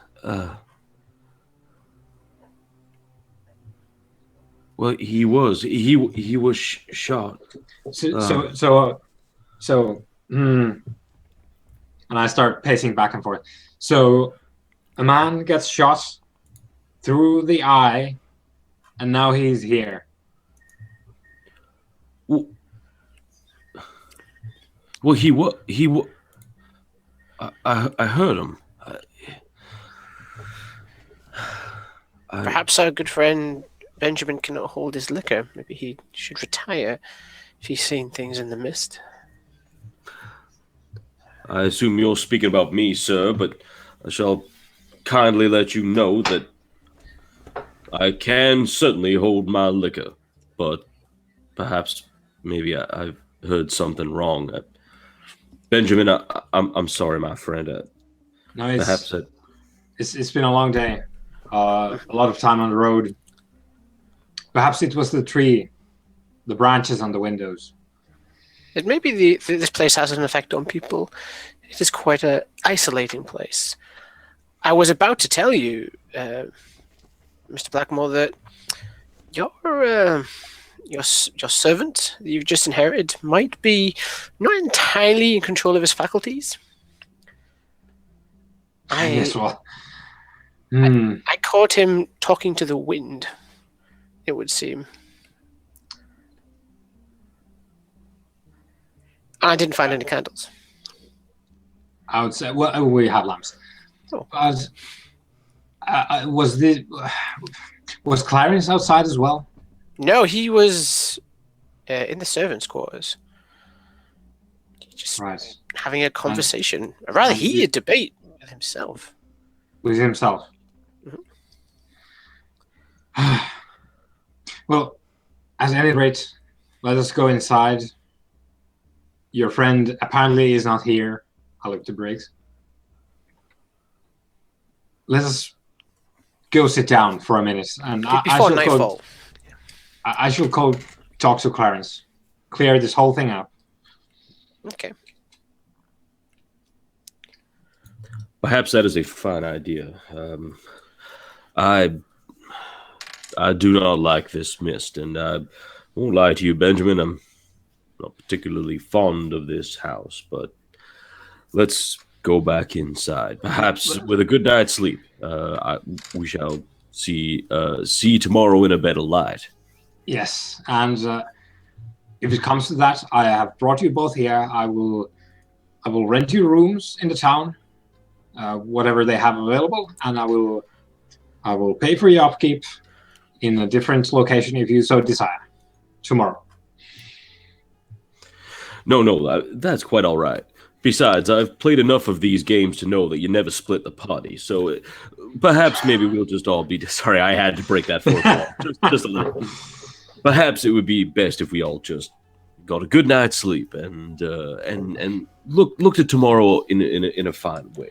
Perhaps some stew, as a matter of fact. I remember nice warming stew. Good for the soul, good for the heart.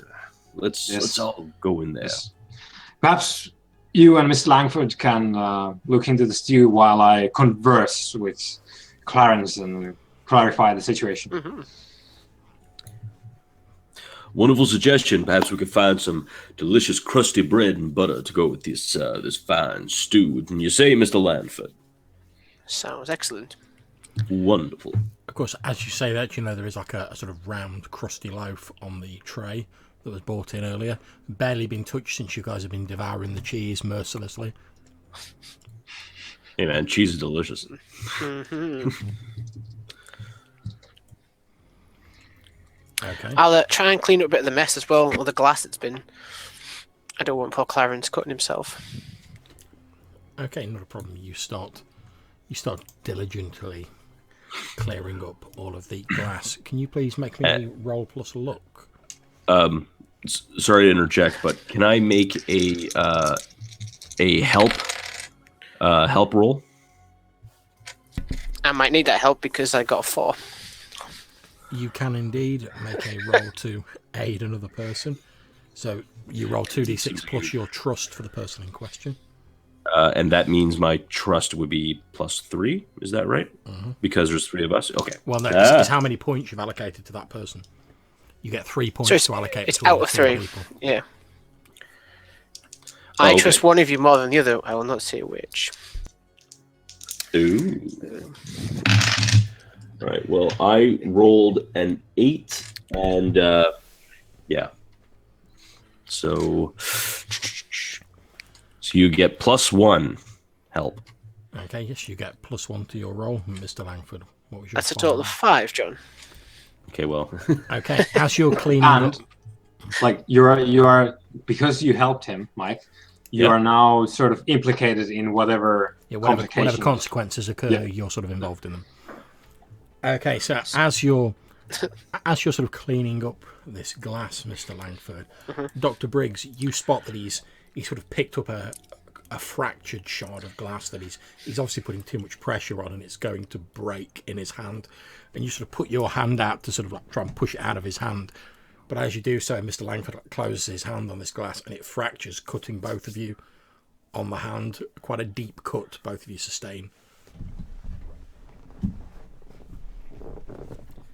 Blood runs from both of your hands, dripping onto the threadbare carpet as this sharp shard of glass cuts into both of your hands. Oh, blimey heck. And I'll pull out my handkerchief or something and try and wrap around it. I would also pull out my own kind of a something to like kind of stem the bleeding. It's not a serious wound. Apologies, Doctor. I'm better with a pen than I am delicate work like this. No, that's quite all right. I've seen my share of blood, and looks like we are bound in sanguine, so to speak. That is a good way to look at it. So Between the two of you, sort of after you've bound your hands up, you scrape up all the glass and put it in a pile off to one side, so no one's in danger of treading on it or anything like that.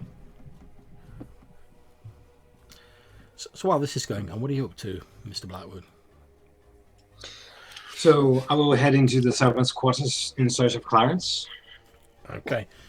You make your way through the servants' quarters until eventually you hear the sound of snoring coming from one of the rooms. I bang on the door. You hear like a yes, just a moment, and the snoring abruptly ceases. There's a slight scrabbling, and then the door opens, and you see Clarence stood there in like a nightgown with a long nightcap on, sort of peering at you through his watery eyes. Is there a problem, sir? I will immediately try to read him. As this conversation goes on, I will need those. Okay, make your roll plus passion. Yep. And we get 9. Okay. And that is 1 hold. So I have 1 question that I can ask you during this conversation. Okay, go for the conversation. Right, so Clarence, yes, sir. we are quite enjoying the the meats and the bread. Oh, splendid, sir. I do try my best. Yes. However, we have discovered this gas mask, of all things, outside. A gas mask, sir? Yes. Apparently one of military persuasion. Would you be able to elaborate on its travels? How come it's ended up here? I'm afraid I know nothing about it, sir. Perhaps a joke that one of the village children is playing, sir. Ah. Well, yes. Perhaps so. And I would like to ask, what's your character really feeling? What is Clarence feeling right now as I bring up the gas mask? Although he's doing his best to cover it, he actually seems quite scared when you mention the gas mask, and you notice his eyes flicker to the right, and he glances at what appears to be like a closet door in his quarters, and then he sort of says, "Well, perhaps it's a joke that the village children are playing, sir. I should just advise leaving the dashed thing where it is, sir." Quite so. And Clarence, I thought my companions and you were the only individuals in this manor at the minute, but I do believe that there was a conversation that was had. A conversation, sir? Yes, there was a conversation that was had somewhere around the servants' quarters in this wing, and I was quite puzzled. Again, he looks a little bit scared when he says, "Oh well, I have been known to talk in my sleep, sir. Perhaps that was what you heard." Ah, of course. As far as I'm aware, sir, yourselves and myself are the only living people in this building. Advanced age spares us no indignities, does it? Oh, very true, sir. Very true. More's the pity. The mind wanders a bit when you get to my age. All right. I shall leave you now to your rest. Thank you, sir. If you do need me for anything else, but you are the new master of Blackwood Manor. It is your right to call on me whensoever you wish, sir. Very good, very good. I shall do so, Clarence. I apologise in advance, sir, if I'm a little slow responding. It's my legs, you see, sir. When you get to my age, more's the pity. As I'm walking away from him, I respond like over my shoulder. I say, "Worry not, Clarence. I have come from the big cities to get away from the hurry and the bustle." Very good, sir. And you hear the sound of his door close behind you as you walk off. Yeah. And I go back to the killing fields. Okay, you find those two still in the lounge.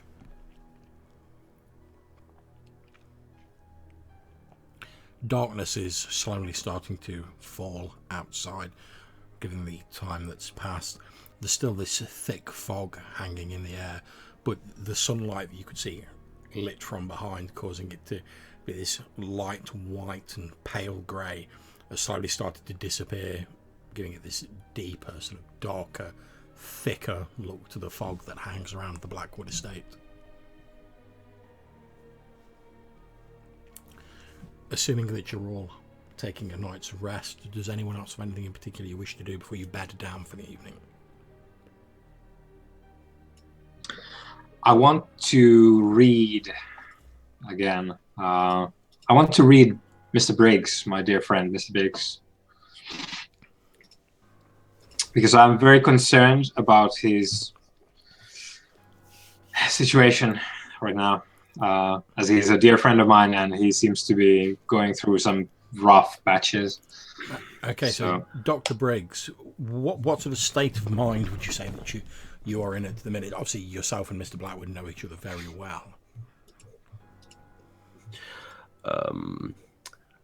I would say at this point, sir, that I'm feeling a little shocked at the current events that are transpiring here. Although I am trying to keep a very brave face, after all, my southern charm must be held to high esteem. Of course. And as an interesting aside, as you've tidied up the glass, etc., what has been done with the gas mask that was lying on the floor? I would say that after cleaning up the glass, I probably would have put it somewhere where I couldn't see it. I would probably just try and hide it, just put it away, not touched it, not been anywhere close to it. Maybe even like put it somewhere like behind some books or something. Just tuck it somewhere that only kind of I would have known where it's gone. Okay, not a problem. As you've been looking around the room, you see there's like a tea chest set against one of the shelf units in here. As you open it up, you can see it's got just like some folded linen, etc. And you just basically bung the gas mask in there and like slap the lid down. So, Mr. Blackwood, you can see that he's looking a little concerned, as described, although he appears to have like collected himself more now. Right, so I rolled the move, read a person, and as I go, I put my hand on Briggs' shoulder, and I say, "Are you quite all right there, friend?" Yes, I'll be fine. I apologize for the din that I've caused into your lovely new home, Benjamin. Things were not exactly the romanticism that often precedes war and situations like that. I'm actually quite happy that you did not have to endure the pain and suffering that we all have in the trenches. So I will honestly say that after some rest, I think I should be fit as a fiddle for breakfast. So I got 8 for my read a person, and as Briggs is talking about this stuff, I want to ask you, Mike, is Briggs being honest when they say that they are actually quite happy that Blackwood didn't go to the war, because that's really important to him? As part of him is kind of unimpressed that he didn't go. A large part from all the stuff that he's seen and all the horribleness that happened, like the sheer terror and awfulness of the Great War. He's actually quite happy that his friend was spared the pain and suffering that he kind of feels like is his burden to bear. And I get you in a light hug, and leave my hands on your shoulders as we part, and just look you straight in the eye and go, "That's all right, friend. There is nothing to apologize for. You are and always have been my dearest, closest friend, and you will always have a place under my roof. These Ebon Eaves of mine." Well, thank you, sir. And with that, you all begin locate. There's quite a lot of unused rooms in this house. You all locate a room and drift off to sleep, accompanied by the quiet sighing and creaking of Blackwood Manor. Now, perhaps it's the unsettling air of the place or the mist outside, but neither of you have what could be called a restful night's sleep. With the exception of you, Mr. Blackwood, you sleep like a baby, everything is grand. However, Mr. Langford, as you drift off into a dream-filled sleep, you find yourself reliving the dream that inspired the cover of your best-selling novel. You find yourself standing at the foot of this huge golden tower that seems to reach up into the heavens above you. However, whereas before in your dream it was shiny, new and lustrous, you can see that now patches of the gold of the tower have fallen away and flaked off, revealing a rusty red metal underneath.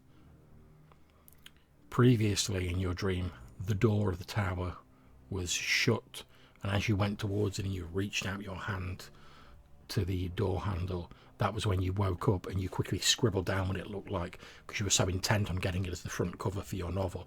However, as you look at it this time in the dream, you see that the doorway is wide open, and the darkness of this doorway almost seems to beckon to you. What do you do, Mr. Langford? Can I hear anything? As you listen, you can hear what sounds like a dull, faint chanting, almost musical, low and sonorous, rolling out through the dark portal that lies ahead of you. I mean, when you see an open door, what do? You walk through, John. You've no sooner thought that you should head through the door than, as is the way with dreams, you find yourself through this door and you're in a courtyard inside this tower. You can see there are 3 robed figures, and your mind briefly flashes back to the carvings on the Blackwood lounge fireplace. These 3 figures, hoods pulled low, concealing their features, stand around what appears to be a stone altar. On this altar is an old man, and he looks very similar to Clarence. You can see that his arms and his legs are tied at the altar. And as you watch, one of these robed figures draws out a long, curved knife from his robes and raises it above the supine figure on the altar.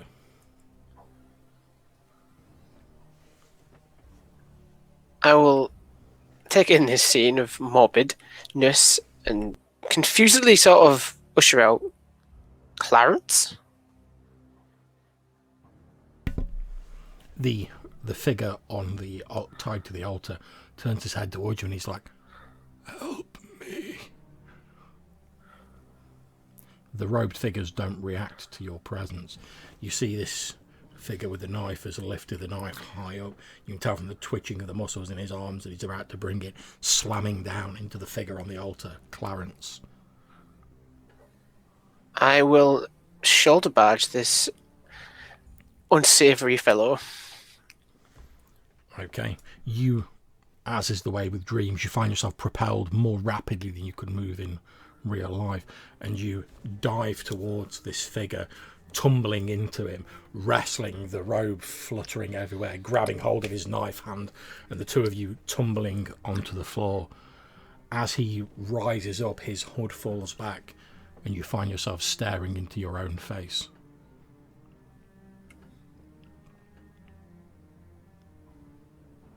I scream. You scream loudly and sit upright in your bed as you wake. Just boom, you're like out of this dream. You're covered in a thick sheen of sweat. Your bed sheets are soaking in it. You're trembling slightly, although maybe it's the cold. Your window appears to have. Perhaps you must have forgotten that you opened your window, and there's a cool breeze wafting in through it.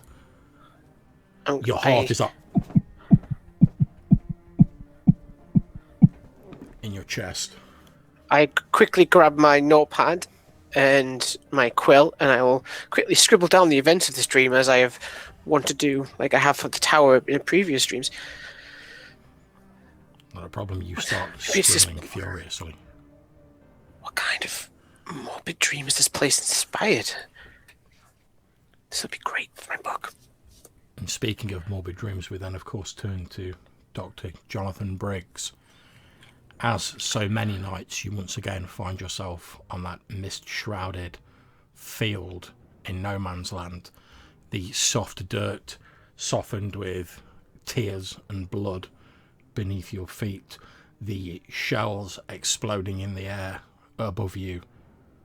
You're looking down at Timothy's dead body as you sort of like turn to leave him there, knowing that there's nothing more you can do for him. And as you look up, you see in the fog of the battle these unmistakable shapes of the enemy soldiers moving towards you. And you know that there's little chance you can save Timothy and get him away from here before they're on you. No, I have to try. I have to try. And I'm still trying to grab him and kind of drag him away from these like encroaching shapes. Okay, you start hauling him away and he's pretty much dead weight, but you're dragging him. His feet are trailing through the mud, churning it up behind you. As you watch, the fog parts in front of you and you see 3 enemy soldiers clad in mud and blood-splattered uniforms, each of them holding rifles and wearing gas masks, step out of the fog in front of you. One of them points his gun at you and barks something in his language that you don't understand. And I place down Timothy. Wait! Careful! There's something coming out of the fog. There's something coming towards us. Please! As you say that, you hear a low laughter from behind the gas mask. The figure reaches up, lifts up the gas mask, and you find yourself looking at yourself attired in the enemy uniform. He turns round to the 2 men stood behind him and says, "Kill this one." They lift their guns. The 2 officers lift their guns, point them at you, and just as they squeeze the trigger and you know that you've met your last in this dream which has started to change from what you once knew, as they pull the trigger, instead of the explosive retort you expect as you start to close your eyes against what surely must be your onrushing doom, the silence of the battlefield, the eerie silence after a barrage, is broken by this ear-piercing scream, and you feel something impact with the side of your face as you shut your eyes. You open them again and you find yourself lying on the floor next to your bed, the sheet tangled around you, your own sweat soaking through it. You can feel the tracks of tears on your cheeks as you awake from this nightmare. And I'll just try and try and untangle myself from the ground, like just almost like wrapped up like a cocoon, just pulling the sheets off and just sitting up in the bed. I reach for my silver cigarette case, hands kind of shaking. I go for a Zippo lighter, trying to flick, finally lighting it up.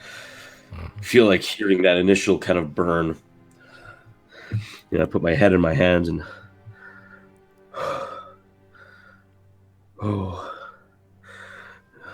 not again. I don't want to be thinking like this again.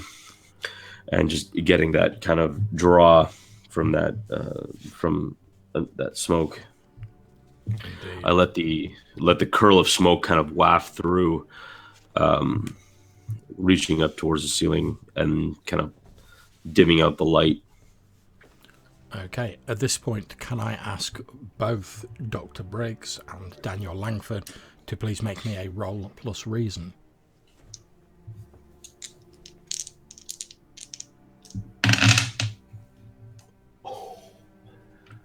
I want to say it must be this game's version of a nat 20 because I just rolled 2 6s. I rolled snake eyes. Okay. So for a total of 4, John. Okay, so Dr. Briggs, you can tick off the startled box on your sanity chart. However, other than that, you may act normally.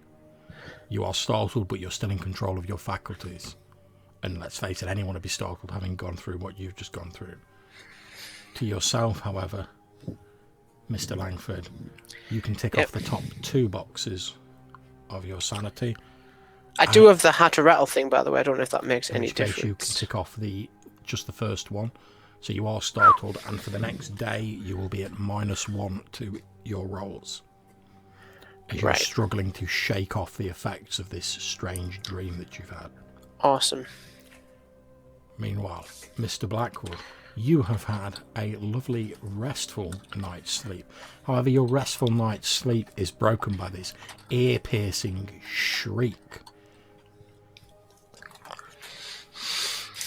So, I probably jump up. Okay, you jump up and you're startled to find that you're not in your bedroom that you went to sleep in. In fact, you're not entirely sure where you are. You appear to be sat in a small study of some kind. There's cobwebs hanging from the timbers. It's quite dark in here. You can see there's a lamp on the writing desk in front of you. It's like you were sat in the armchair behind this writing desk in this strange room.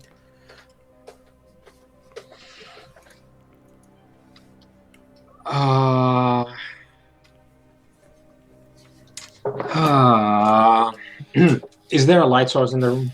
There's a small gas lamp there, but it's been turned off. Right.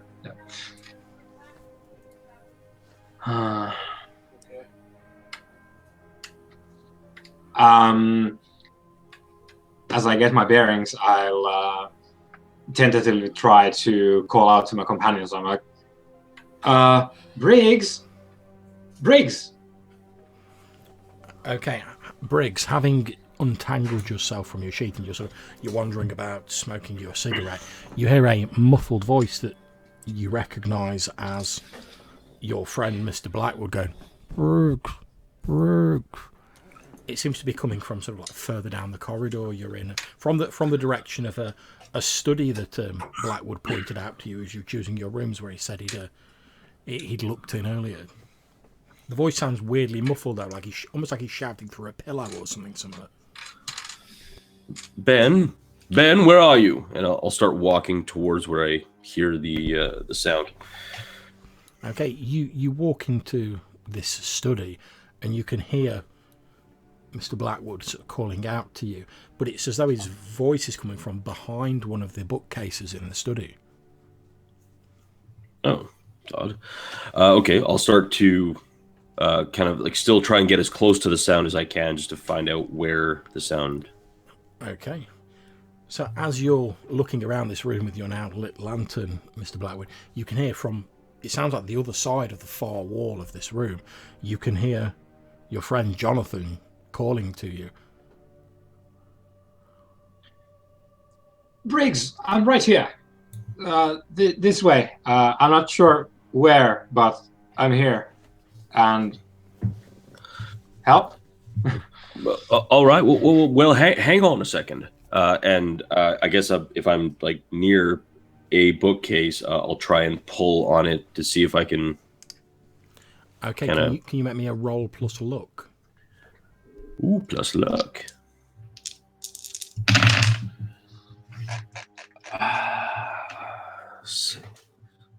Seven. Okay, as you're looking around, you pull out a couple of books and drop them on the floor. Then as you go to pull maybe the 5th book, as you pull it, there's a click, and the bookcase slides to one side. And in this, you can see beyond it, there's another small study, and your friend, Mr. Blackwood, is stood there. As far as you're concerned, Mr. Blackwood, the far wall just suddenly slides over a little bit, and in the light coming through it, you see your friend Jonathan stood there. Can I try to puzzle things out? You can indeed. Relating to everything that just happened. You can make a roll plus reason. Yeah. Am I able to help him? You can make a roll to help him if you wish. That's a roll plus trust. So if you make that first. Yeah. I think I'll sort of like motion for you to come in and just start looking over everything. Look, I trust you, I do trust you, but I really don't think that a 5 is gonna really do anything. Yeah. So you rolled a 5. I think that means that I lose trust with you, or something like that. Let's see. Indeed, you lose a point of trust. Yeah. So, okay. So this is all fodder for our roleplay that's coming up. I rolled a 6, and you rolled a 5 to help me, which does not help. So I failed, and I lose a point of trust in you. And okay, so you're looking around the room. It's all very bewildering at the moment, and despite a couple of helpful suggestions, well, less than helpful suggestions offered by Dr. Briggs, you're not really able to work out exactly what's going on. However, as you step forward into the light that's being cast from this the main study beyond this secret room, both Dr. Briggs and yourself, Mr. Blackwood, you notice that you're not wearing the same clothes you were wearing the previous evening, Mr. Blackwood. You're wearing an immaculately tailored suit, a very old style, but it's immaculately preserved. You're dressed almost as though you're going to a formal engagement. Well, this is not to say that I imbibed over much last night, but Briggs, I don't know why I'm here. I don't know what this suit is. I don't know what any of this is. Well, why? Well, then, how did you possibly get into these clothes, sir? Come on, Benjamin. Now, I'm not saying that you had a problem with the drink, but at the same point in time, you cannot deny the fact that you're here now. You're dressed in very strange clothing, like you stepped out of a novel by H.G. Wells. Now, as this conversation's going on, drawn by the sound of slightly raised voices, Mr. Langford, you've sort of extricated yourself from your own bedclothes and you're sort of wandering through the corridors of Blackwood Manor. Although the mist is still thick outside, the sunlight has started to shine through the morning sunlight, and you're drawn to the sound of these raised voices. As you enter this study, you see this slid across bookcase, and your two companions stood on the threshold of this hidden room having this discussion. You gentlemen thought you would start the entertainment without me. Mr. Blackwood, why are you wearing that suit? I do not know. It's the middle of the night, man. Well, early morning. This is all quite perplexing, to be honest. I went to bed in my my chosen room, only to find myself waking up from this very chair and in these clothes, and I look like I've been hit with a ton of bricks. Like I don't. Do you have a history of wandering around at night? No. Can you make me a roll plus reason, please, Mr. Blackwood? Can I ask you a question, John, as well? Of course you can. In my research for this book, had I found any photos of the Andrew Blackwood? Make me a roll plus reason to puzzle things out. Okay, Mr. Blackwood, you can mark off the first box on your sanity track. However, you've still got your wits about you. You're still able to act normally, despite being a little bit puzzled. I got an 8, John. Okay, an 8. That means you can pick one of the questions from the list on the puzzle things out. Puzzle things out. Okay.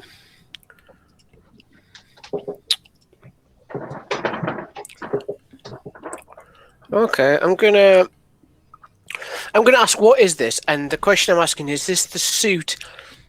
If I have any photo evidence of Andrew Blackwood, is this the suit that he's been seen wearing? That's my question. You don't have any photographic evidence. However, as you were searching the house for candles, you do remember in one of the sort of rooms you went through seeing a portrait of this Edward Blackwood. And he was wearing a suit remarkably similar to the one that Benjamin is now in. Okay. Where did you find that suit? I didn't. Benjamin? I didn't. I'm getting a little bit like frazzled by this. Yeah, I have no idea. I took my own clothes off when I went to bed in my own room, and now I'm here in these clothes, and none of this makes sense. If this is some kind of joke, it's in poor taste, sir. That suit looks remarkably like the one your ancestor wore in the portraits I've seen in the house. It's not a joke. I woke up here. Let's just peter off. How did you get in here? I didn't. Well, A loud knock echoes through Blackwood Manor as someone bangs on the front door knocker of the old building. Guess this hour? Well then, come on, Benjamin. This is your home now. We would be remiss of us to answer the door without you. Yes. Wait, where is Clarence? Excellent question. Shouldn't he be answering the door? At least let us go to the main foyer so we can have a look at this guest of yours. Yes. I'll grab a lantern if it is quite dark. Yeah, that's fine. Yep. To the foyer we go. Okay, it is now morning, but there is a sort of hazy, gauzy dullness to the light shining through as it's filtered through the fog. So you grab a lantern just in case, Mr. Langford. And the three of you head to peer through one of the windows at your guest. And as you look out of the window, you see a figure, a slightly elderly gentleman wearing a business suit, stood at the door. He's holding a folder of some kind with papers in it, to the front door. And Dr. Briggs, you recognise the elderly figure of your own father stood at the door. Father? May I ask why you're here? It's very nice to see you, but... Son, I wasn't expecting to see you here. I'm here on business. I'm here to see and he rifles through his paper, Mr. Benjamin Blackwood. I step to one side and kind of motion to Benjamin. He smiles his best professional smile at you, Mr. Blackwood, and then says, greetings. I'm Eugene Briggs of Briggs and Son. And when he says the word son, he shoots half a filthy look at Dr. Briggs. The solicitors firm. We sent you a letter about Blackwood Manor? Yes. Hence why I'm here. Good. I'm just here to get your final signature on the paperwork. And he sort of hands a reef of this legal paperwork over to you. As you can see, it's fairly simple. The building, all its possessions, and the land surrounding it, including the rise and the hills up there, is now yours as per the wishes of your ancestor, Edward Blackwood. It's all fairly straightforward. Everything is left to you. We just need your signature at the bottom of this paperwork, and you'll be the proud owner of Blackwood Manor. Yeah, I sign it immediately, which is fairly out of character for me. Maybe Briggs would be aware of this, that I'm usually quite exact, and I want to go through everything in detail, and I just sign it. Yeah. You notice when you sign it that the last piece of paper has a sheet of carbon paper under it, so as you sign it, it copies your signature onto a copy of it. He then gives you your own copy and says, well, that all seems to be in order. Thank you very much, sir. And he reaches in his pocket and takes out what appears to be a reddish metallic key. And he says, there you are, sir. Oh, nice. I suppose a spare comes in handy. Yes, I suppose it would, sir. I was going to wait for you to come and visit us in the office down in Ebon Eaves, but your manservant contacted us there and said that you'd arrived at the manor, so I thought I'd take the initiative and come up and see you here. I wasn't aware that my son had accompanied you here, and yes, well, it's I suppose this is a potential family reunion. So if you have no other business, then I do invite you for breakfast and what we can offer for lunch as well. That's very generous of you, Mr. Blackwood. However, I can't stay. I do have other clients that I need to see today. At which point he turns to yourself, Dr. Briggs, and he says, although I'm pleased to see you've travelled here as well, I wasn't aware you had any interest in our family's history, so... Wait. What do you mean, our family's history? Clearly, we have had dealings with the Blackwoods many years ago, but I don't believe that we are related to the Blackwoods. Don't be preposterous, son. Of course we're not related to the Blackwood family. However, our family also began in this very area. Before we moved down south, of course. Really? I guess it would be fairly wise for me to look into this sort of thing. Well, I'm afraid I can't help you out much there. It was long before my time. I believed your great-grandfather elected to move south on account of the climate being more conducive to his health. I believe he had some breathing difficulties or some such. I don't know all the details. Anyway, I can't stand here dilly-dallying all day. I've got other clients to speak to. So, Mr. Blackwood, it's been a pleasure. Congratulations on your inheritance. Thank you. Son. Father. And he sort of holds his hand out, shakes your hand warmly, Mr. Blackwood, and then sort of holds his hand out to his son, and there's a slightly more awkward sort of handshake, and then he turns round and begins walking away from the building. After a few steps, he's swallowed up by this thick fog.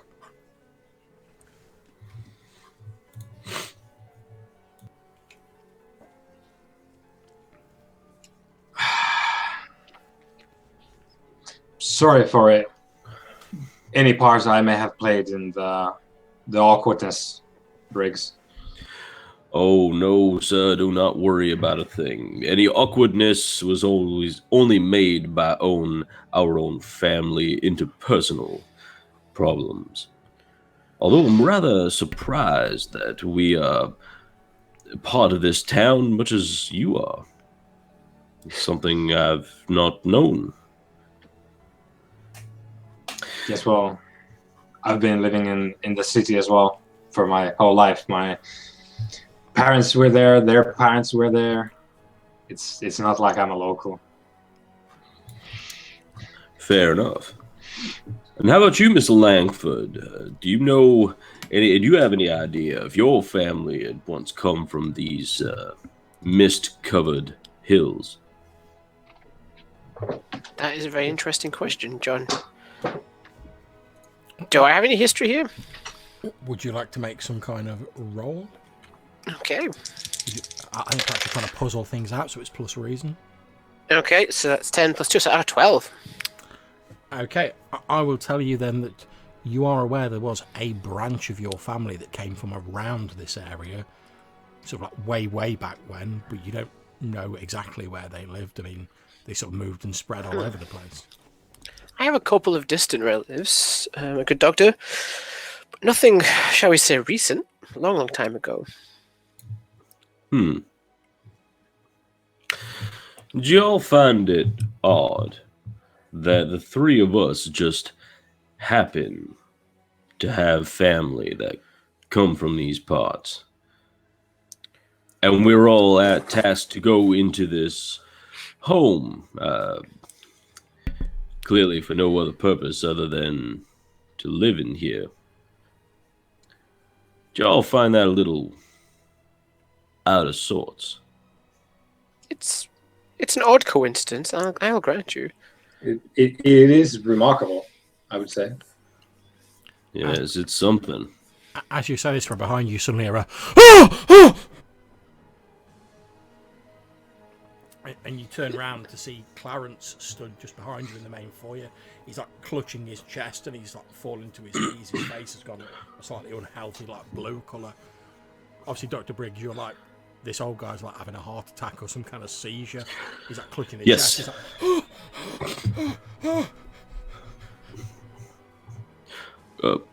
Clarence, and grab him. I'll go running over to him, trying to catch him where he hit the ground and hurt himself. Yep, you and Mr. Langford run over and you sort of grab hold of him. He's shaking quite badly, I'd say, clutching his chest. Now, when I look back over towards the good Blackwood even, how striking resemblance of the owner of this house does he make? You know that the portrait of Edward Blackwood that you saw was a good few years older than your friend Benjamin. Yeah. However, there was a fairly striking family resemblance. He had a slightly greyer hair. His face was a little bit thinner. He looked a bit more severe. But with the suit he's wearing and probably seeing him in the doorway, it probably enhances the resemblance even more.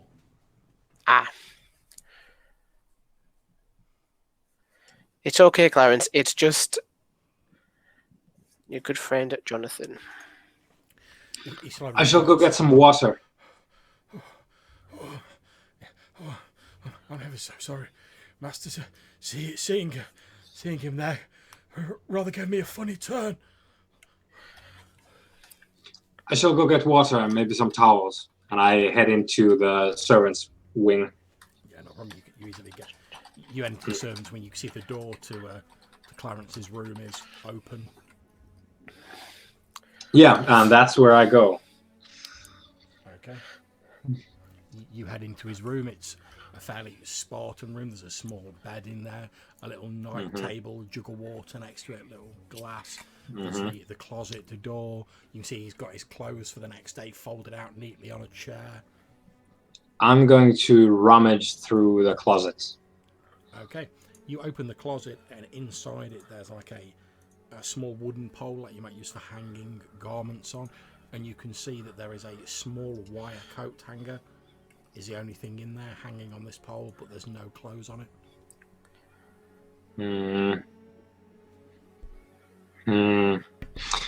I'm just gonna go all in and start pushing at the back. Okay. To see if it moves or if there's a secret door here. Make me a poke around roll. That's a roll plus look. I will do so.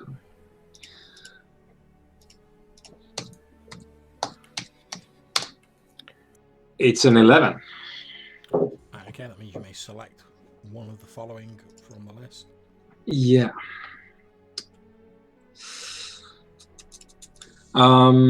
Yeah, let's go with the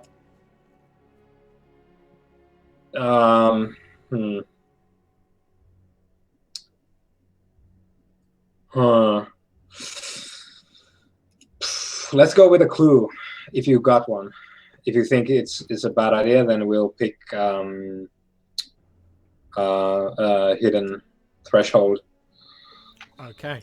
As you're poking around in this closet, you find sort of on top of this pole, sort of tucked in there, is a small card box about sort of A4 size.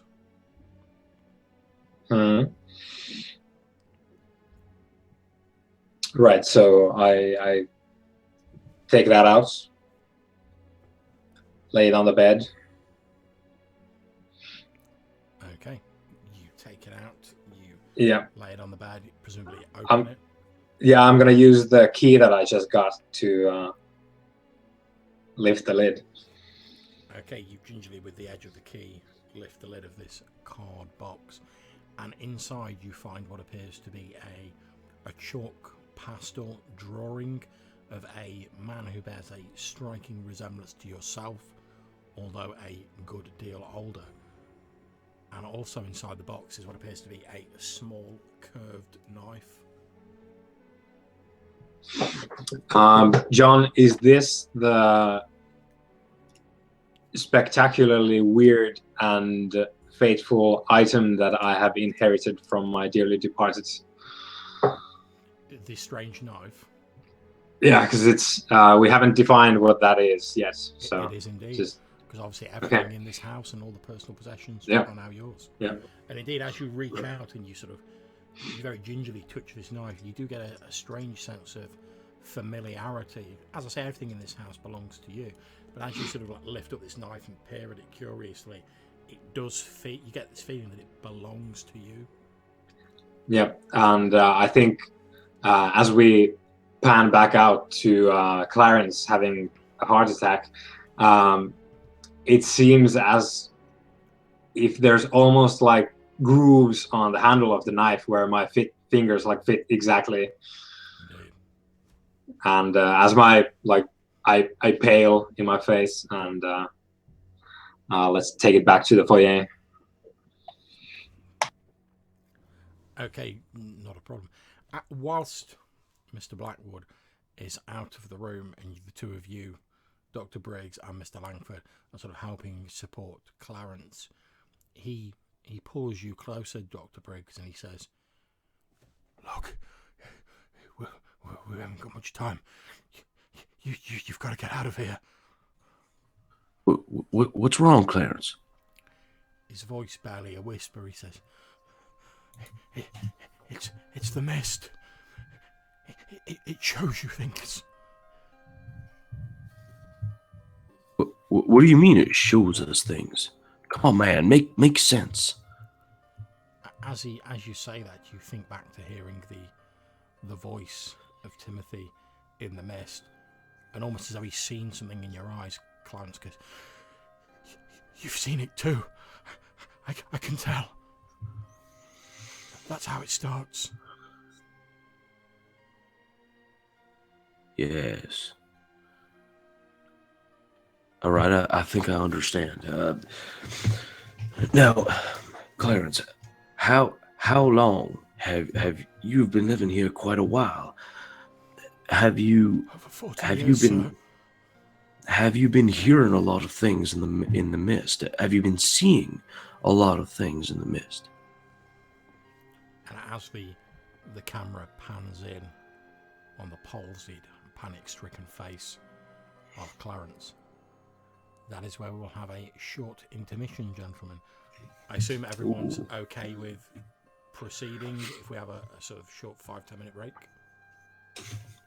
That's awesome. I'm happy with that. Okay, no problem. We'll have a short 5-minute break, and then we will jump back into the game. Give you all time to collect your thoughts and think about what you're going to do next.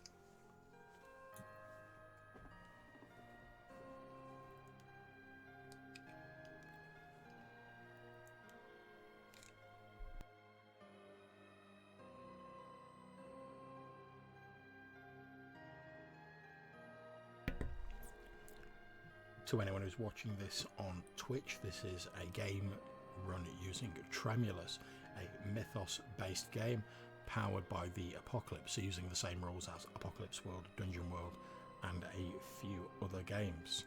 The music for this session, which unfortunately the players can't hear, but I hope you can all hear on Twitch, was composed and created by Adrian von Ziegler. There's an address at the bottom of the screen there where you can find this music, and I'll also put a link to it in the final video. It's used with permission. We will rejoin our 3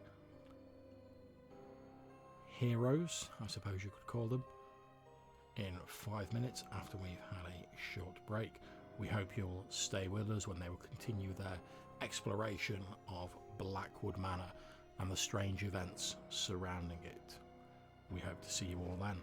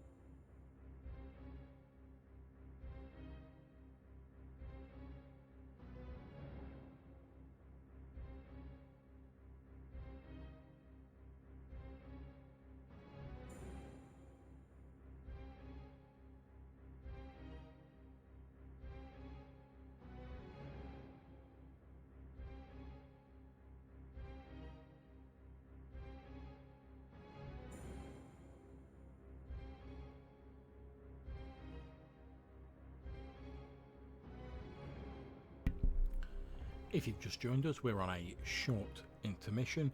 In this game, we have Mike the Piper playing Dr. Jonathan Briggs, a man haunted by his experiences during the Great War. We have Johannes playing Benjamin Blackwood, a man who has recently inherited Blackwood Manor on the misty hills to the north of the town of Ebon Eaves.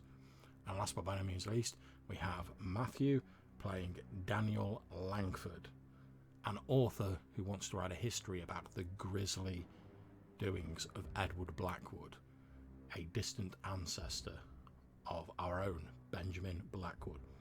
And they found themselves embroiled in all manner of strange goings on as a thick mist settled around the town of Ebon Eaves and Blackwood Manor.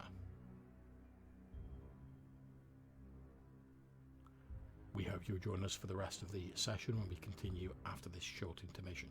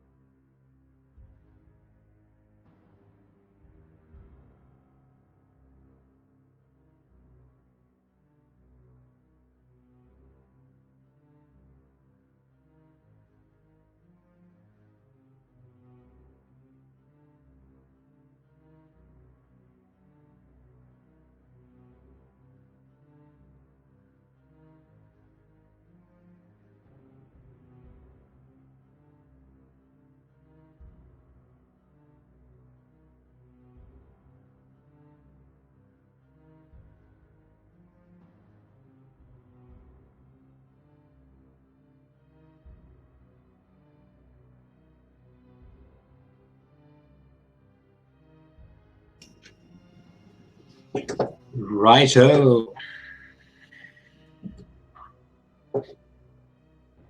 Splendid. We'll just wait for the other two to get back and then we will continue.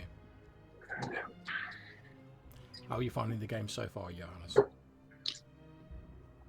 I think it's been very fun, and I like how we I don't know if that was your purpose, but I like how we diverged immediately from the the investigative setup of the game. It's one of the things I enjoy about the Powered by the Apocalypse games, where you sort of encouraged by the system to sort of roll with those punches and develop the games in different ways. It's one of the things that I find as a GM makes the game really interesting for me, because if I've got it all scripted out, I'm just sort of filling in the dots and joining them up. Whereas as soon as you guys start going sort of off the rails and doing your own thing, I've immediately got to think, oh right, well, how can I work this in? What's going on with this? And it just makes it more interesting. It's certainly more challenging for me as a GM to have to do that. That's where I get the most fun in games. Yeah, I ran I think it was like a 4-month game of Tremulous myself. It was a live game, but we went so heavily off the tracks. It was there was an heir in the game as well, and it was about that family in this like mountain town, and it ended up with like the cousin of that heir character blowing up the town hall with like boxes and boxes of dynamite from the mines and becoming the mayor instead, because that's how you become the mayor. You kill the last mayor. It was quite something. I think, if I remember correctly, the last, probably the first game of Tremulous I ran, I had Cheppy and Tashif playing it, and through various means they ended up sort of starting like the telecommunications revolution about sort of 50 years sooner than it had happened in real world history, which was a bit of a bizarre end to say the least. But yeah, it's one of my favorite things as well in the Apocalypse games, that you start out in like a situation and then just watch it roll wherever. And like I particularly enjoy introducing stuff, just like throwing stuff at the wall that is you, running the game and seeing what sticks, and then just keeping at it. That's it, exactly. How are you finding the game going so far, Mike? Sorry, my fiance bought me lunch. Oh, I know, she's wonderful. I like it. I find Apocalypse it like I've never played this system before, but I find it to be so incredibly streamlined. It's wonderful. It's it seems very easy to use. It seems to lend itself very much to good like more storytelling than actual like die rolling and mechanics. So it does seem like a very good system to use, especially if you want to run a horror game, which is great. I mean, I think certainly for sort of mythos-based horror, where it's not so much like you say about the dice rolling, it works very well for that. I mean, I think all of the Power by the Apocalypse games, they sort of have their own little niches, and they do what they set out to quite well. But I think certainly a lot of the Power by the Apocalypse games, of which Tremulous is no exception, if you wanted to go outside that niche, it'd be a lot more work. It's not like a generic system where you can just say, oh well, I'm gonna use this system, but I'm gonna run something different. If you wanted to use Tremulous to be like a non-horror, non-mythos thing, you'd have to put a lot more work into it. Because obviously all the playbooks are based around the sort of mythos idea. Yeah, because the games sort of... Sorry, John. No, go ahead. The game's like actual flavor is the game. Like there is no like, you can't strip any of these games down and end up with like the base game. Yeah. Like there is no like, it's not a cover of paint. It's far deeper. Yeah, I mean the other game I'm running at the minute is Dungeon World, which is basically it's the Power by the Apocalypse system, but sort of doing like a D&D style game. And if I want a really quick sort of D&D-esque game that people can just pick up a character sheet and jump into, it's brilliant for that. But as soon as you want to then step outside that, it just won't do that for you. You either have to get a different Power by the Apocalypse game or do a hell of a lot of work to adapt it, like making your own playbooks and stuff like that. Yeah. Are you familiar with the Sprawl, the Cyberpunk? I've heard of it. I've not actually played it. And I don't have a copy. It's very focused. Like it does Shadowrun in a way that like not even Shadowrun does. It's entirely focused on doing missions, getting money, doing more missions, and everything is geared toward that. Yeah. And it's like you are, of course, as in Shadowrun and in a lot of Cyberpunk games, you are these people who have fallen through the cracks of society and you have nowhere else to go, so you do these jobs for those megacorps, and everyone tries to screw you over at every turn. And there is a move in that game where first you get the job, so you actually throw the dice and see what kind of a negotiation you manage to get with the employer. And then you do the mission, which is like, I suppose, like the main part of the game. And then you have a separate role to make for when you try to get paid. And one of the options in there, because you throw the get paid role and then you pick from a set of options. And everything that you don't pick is fair game for the GM. And one of those is like, it's not an ambush. So unless you pick that, you might just be walking into an ambush and just get like the shit beat out of you. It's similar to in Dungeon World when you've like finished a sort of adventure and you head back to like the town or the village or whatever. You make like a sort of carouse roll, it's called. And one of the options you can pick for that is I am not ensorcelled or tricked. Yeah, yeah, I love that. That's so great. I love playing horror games. I love it. How are you finding the game so far? I'm enjoying it. I'm really enjoying it. It always bemuses me though in these games that you've got to like, if you're, because you know the genre, you know like out of character, you know the best course of action is to not engage in the story at all and just get Yeah, out just of there. leave. Yeah. Yeah, so it's like you've got to suspend that and just go in knowing that everything is doomed. That's it. I mean, I think you have to with a horror game, you have to have a group of players who are willing to sort of buy into it. It's like when you're watching a horror film and someone goes, "Oh, I'm just going to check the basement. I'll be right back," and you're sat there going, "Don't get down to the basement. That's a stupid thing." But if the character didn't do that, there'd be no story. The film wouldn't move on. There'd be no story. So you have to sort of buy into it a lot more, I think, with a horror It's just the opposite of like a traditional fantasy game where you're trying to stack the deck so your survival is nearly guaranteed, isn't it? You're preparing, you're planning, using your abilities, and all of that doesn't matter in horror. The thing is, I mean, I think way, if you're in like Dungeon World or something, but like an opportunity for like adventure comes up and you're like, your character was just like, "Oh, that sounds dangerous. I don't fancy that." There'd be no story. So even that, not as much as with horror, but even there, you have to sort of buy into the conventions of the genre to a certain extent. You have to buy into the idea that this has to be done. Yeah, and I wish. Well, now we're getting into it these days, but pretty much like none of the games from way back, like the original stuff, D&D and Call of Cthulhu, they have pretty much like no advice on how to play the game. There's rules for how well your fighter hits, but there's no rule, like there's no guidance for you to play, I suppose, to the genre. And in these like Apocalypse World games specifically mention that you need to do this in order to have a good time with this game, which I hope more games did. Like say specifically, like in order to get the most out of this game, you should keep these things in mind. Which, like, if you're a Lovecraft protagonist and you just walk right out the door, when the first weird thing happens, nothing happens.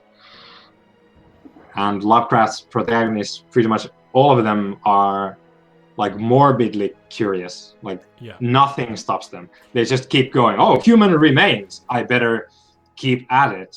That's it. I mean, if you think of like the sort of stereotypical Lovecraft story where like someone finds a Necronomicon or something like that, and it's like reading this book slowly drives you mad. The whole story would be sorted out if you just looked at this like human skinned book and went, "I'm having none of that," and just like got rid of it. That'd be them safe. But as you say, this sort of morbid sort of sense of curiosity and this desire to know, they have to open that book and just have that little peek at it. And then once they've read one bit, they have to read the next bit to find out what's going to happen next. It's just like some of the cases, it's a bit of a stretch because you go down to the basement of someone else's house that you're trying to see, but it's not home. And you go there and you poke around a bit, and then you see that, oh, there's like a dug hole in the ground and some tunnels that lead under the house. And then you go in. Yeah.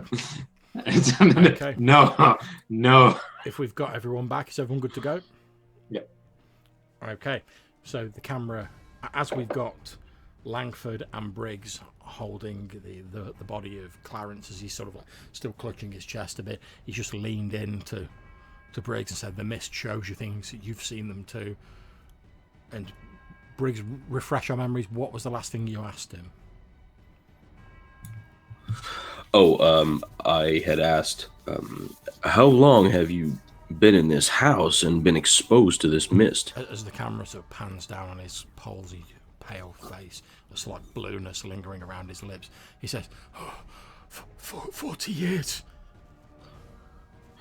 Why then, sir? Why did you stay here this long? What's keeping you here?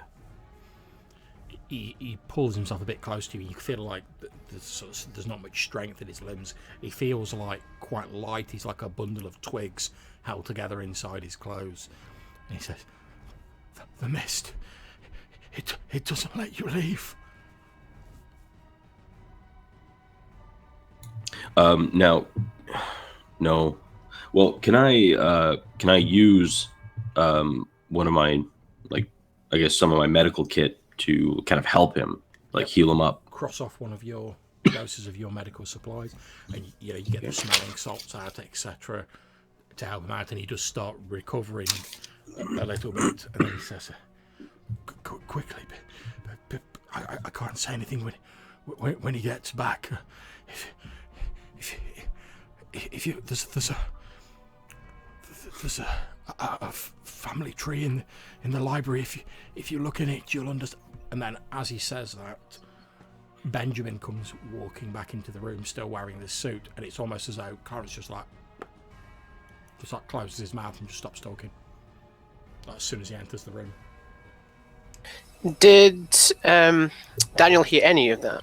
Yep, you were close enough. You were holding this guy. Okay. I give the doctor a look as if to say, what intonation? The mist? What is he talking about? Obviously, Benjamin, you walk back in, you can see that Clarence appears to have recovered a bit, and you can see Briggs has got the smelling salts out, and he's like helping the aged manservant. Yeah. I walk in there. The dagger is in my. I suppose I check the coat pockets. Like, is there anything in there? And then I put the dagger. You don't find anything untoward. There's like a handkerchief in the pocket, but that's about it. Yeah. As you look at the handkerchief, so as you're walking back to the room, as you look at the handkerchief, you can see it's got JB embroidered in one of the corners. And you find that you're sort of tucking the dagger away, and then as you walk in to the room, you see your friends helping this aged manservant. So how are we then, Clarence? I'll be fine, sir. I'm terribly sorry. Just a little bit of a fright. My age, the old ticker's not quite what it used to be, sir. And he sort of starts struggling to his feet, helped by your two friends. But I'll be fine, sir. Will you be taking breakfast in the lounge, sir? I don't think, to be fair, and I believe Benjamin would agree, that Clarence, you are in any state, sir, to serve much of anything. Why don't we get you all to bed so you can rest up? I'll fix you a nice pot of tea. Oh no! I couldn't, sir. Yeah. I'm the servant here. Yeah. I couldn't have you waiting on me. That wouldn't be seemly, sir. I'm a doctor, and I do believe, sir, that this mist will obscure anything seemingly or otherwise. Besides, we are living in a civilized time, not something so far removed from what we know now to be correct. Not allow a man to die here in this home. Would you not agree, Benjamin? Yes, my friend is quite correct. It would be unseemly for you to perish before we eat our first lunch here. He's a doctor, as he says. A very good one at that. Sir, perhaps 40 winks wouldn't do me any harm, sir. But please forgive this dreadful dereliction of my duties, sir. Oh, I've had for worse. I'm from New York. As I kind of help Clarence up, and I'll kind of look back at Benjamin. And Benjamin, why don't y'all get out of them clothes? I think would be inappropriate to stay in that suit. Would y'all not think? Oh yes, I had quite forgotten. Yes, I believe I shall go change and then go for a little morning stroll. I think I'm developing a headache. I require some air. Well, I wouldn't advise going out with the fog being as thick as it is, sir. There are potholes and warrens and the like around here. You may injure yourself, sir. Why don't we just stay in the house for now, Benjamin, until the mist clears a bit? I would hate to see you breaking your ankle for no good damn reason. Well, I do have a powerful desire to see the gardens, but I'm sure the gardens will still be there, even when the mist clears up. This is an opportunity, because this is how the game works. So you can roll convince. You can try and convince me to stay inside. So that's plus your affinity.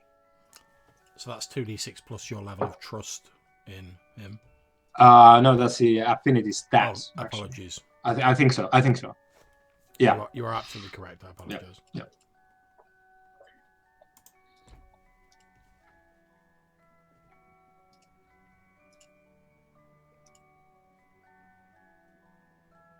You're muted.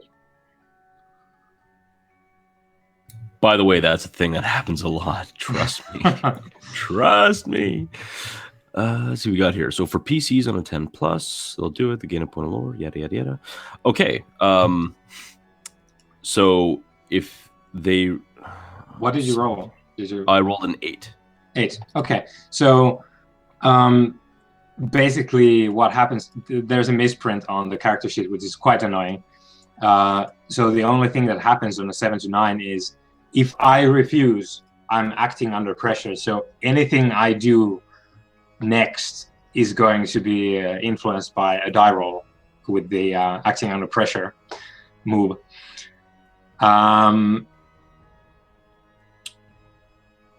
Which, yeah, no. Yep. So you say that, like, I'm going to break my ankle for no damn reason. Just reply, as I'm taking off my cravat, just look at Briggs sideways and go, don't be silly. It's not a battlefield.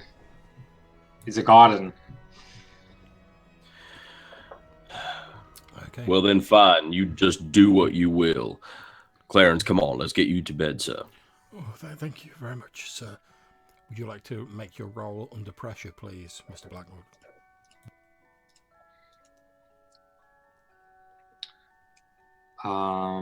Sorry, what was that? Would you like to make your roll plus reason to act under pressure? Yeah. So what I'm actually going to do is head outside, which I imagine is the part where I try to avoid breaking both of my legs. Let's see. And that is a beautiful 6. Splendid. Okay, as you're climbing out through these sort of like the bay windows to go into the gardens where the large tree is, just like a short distance beyond the building, you snag the jacket of your coat on the window, and it tears the inside pocket of your jacket open. There's a loud thump that everyone in the room hears as this curved dagger falls out of your jacket pocket and lands with it doesn't bounce, it just lands with a dull, resounding boom on the floor. Langford, since you're like not as actively involved in helping the aged manservant Clarence, you see this small dagger fall to the ground from the suit pocket of Mr. Blackwood, and you recognise it as the very same knife that you glimpsed in your dreams of the Golden Tower. I will bend to pick it up very trepidatiously, if that's a word. Okay, make me a roll plus reason. Okay. As a piece of your nightmare seemingly made flesh that lies on the ground in front of you. So I got a 6 plus 2, sorry, 8 plus 2 even, and that's a 10. Okay, you can mark the next box on your sanity track. However, you are otherwise able to act normally. Does my thing count, my shocked thing count in this instance It again? doesn't take it below 1. So right. You'll still get that. But you are able to act normally. So you're startled, but you've still got your wits about you. Right, but I've still got the -1 from... Oh, so the -1 from... That would be 9 then, sorry. It's fine. So you bend down, you pick up this dagger, and it's every inch what you remember seeing in your horrifying dream of the previous night. You notice at the end of the hilt of it, where there's a small pommel, but the pommel is in the shape of a single lidless eye. Jonathan, Where did you find this? Benjamin or Jonathan? Oh, sorry, Jonathan. Wait, the curved knife? You talk about the curved knife? Yeah. It fell out of Benjamin's pocket. Oh. He had this? You notice as you're saying this, Dr. Briggs, that Daniel Langford appears a little bit befuddled, as though you see like a look of like startlement and maybe a little bit of fear and trepidation as he's holding this knife. He seems momentarily confused. Are you all right, Jonathan? I've seen this before in a dream I had. A most troubling dream. You know what? Ever since we've been in here, this place has been nothing but one waking nightmare to another. Might I suggest that we stop and think about exiting this place? Benjamin, I think my faculties have had enough of your ancestral home. Why don't we just leave? While I love to leave this place and not continue my studies, I feel some fresh air could definitely be recommended right now. This place is starting to worry me a little bit. Well, let's all of us take breakfast in the garden then. Take a last look at the ground, because I do desire to see what is mine. And let us enjoy some tea, some biscuits, perhaps. And then let's be on our way, if you so desire. I do apologize for any discomfort that you are experiencing here. Well, I think it's safe to say, sir, that this place has run its course on me. But yes, why don't we just get Clarence to bed? And That's quite all right, sir. I think I can make it to my room under my own power, sir. Well, do you at least still require some tea, Clarence?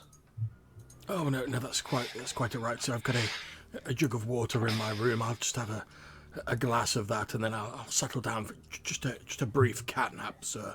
I'm sure I'll be right as rain. I do occasionally have these odd spells. It's the damp air, you see, sir.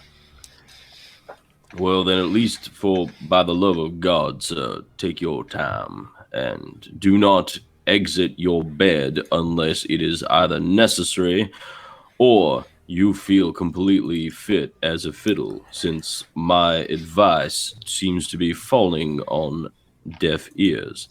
Please, sleep. Take care of yourself. As you say that, he shakes you warmly by the hand, Dr. Briggs, and you see there's like a look of quite almost sadness in his eyes as he says, thank you very much for your kindness, sir. It's very much appreciated. And smiling, placing a hand on his shoulder, I let go. Well then, if y'all won't be dissuaded to take anything outside, let us go at least have tea in this garden you so speak of. As Clarence lets go of your hand, like I say, shaking you warmly by the hand, you feel him sort of like, as he's like pressing something into your hand as you're shaking hands. Then he takes his hand away and he's like, oh, I'll just go and rest now, sirs. And he slowly starts shuffling his way out of the room, back towards his own room. I thought I was muted. See, now I just get all paranoid about that. So as I grab, like I keep my fist clenched and I kind of put something in, like I put whatever it is into kind of a waistcoat pocket. I kind of want to feel around. It feels like a screwed up piece of paper. Okay. Gentlemen, if y'all wouldn't mind, why don't I serve you and I shall play the part of Clarence in his stead. Why don't you gentlemen head on out to the garden while I prepare the tea? I promise I will not spill a drop. I hope. That sounds good. Sounds very good. Excellent. Some fresh air would be good. Fresh air indeed.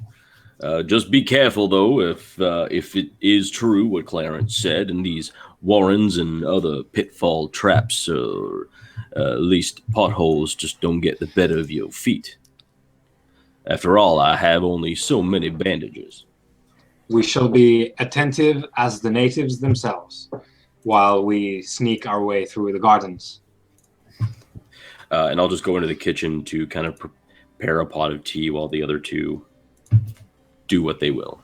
Okay, not a problem. The other two of you, Mr. Blackwood and Daniel Langford, you head out through these bay windows into this fairly small garden. There's not really much left in it. It's obviously not really been tended to. But there is this large blackwood tree, as I've described.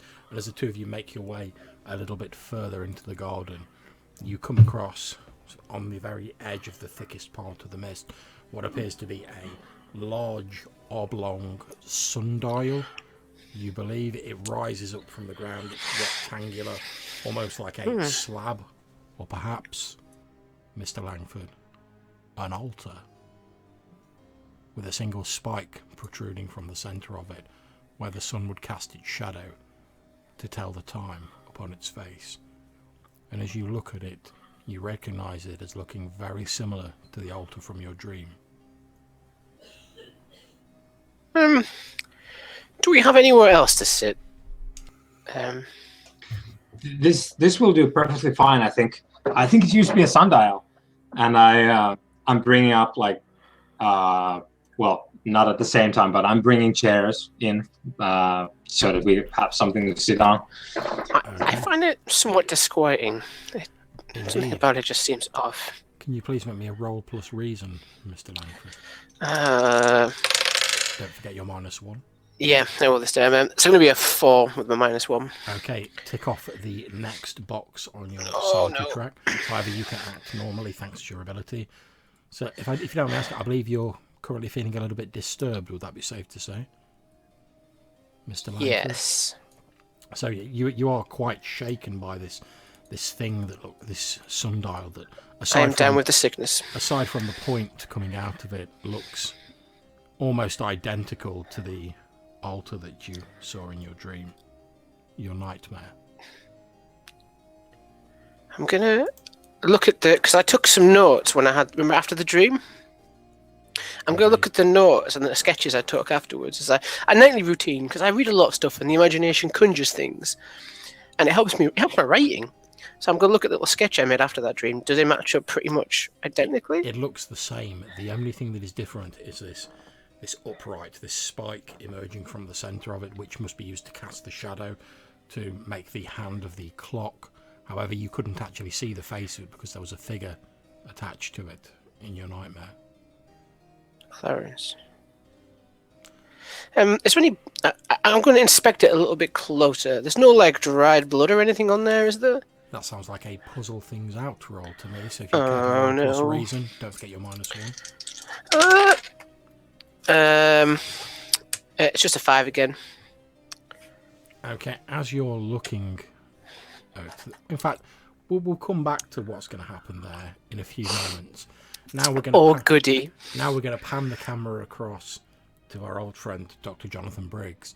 You've headed inside.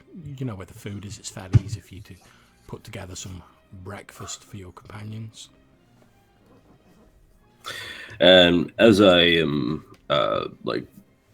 boiling the water, just kind of preparing everything, finding all the different just some small scones, other baked goods to have with the tea. I reach in, I kind of feel this crumpled little piece of paper. It feels like it's just a heavy lead weight in my waistcoat pocket. Looking around to make sure that they're still outside, and I just kind of pull it up and just kind of quickly unfold it, but still looking like I'm busy preparing things. Okay, in the midst of your preparations, you unfurl this piece of paper, and you can see it's like a gilt, almost like a page from a manuscript.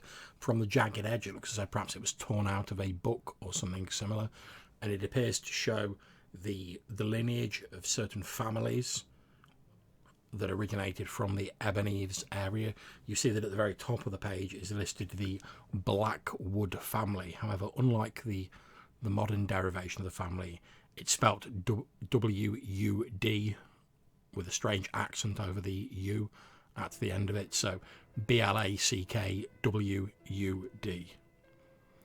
And then the tree comes down. You see the east and west coast side of the Blackwood families descending from it, and numerous other families that have all branched off at various points. And as you read further down the list, eventually you spot the names Briggs and Langford.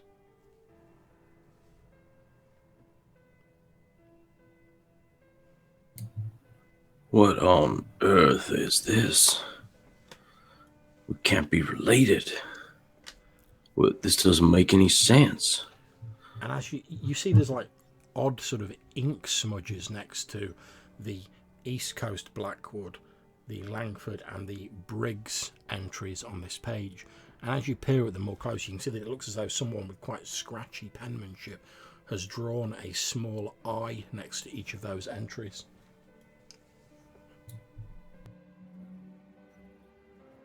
What is going on here?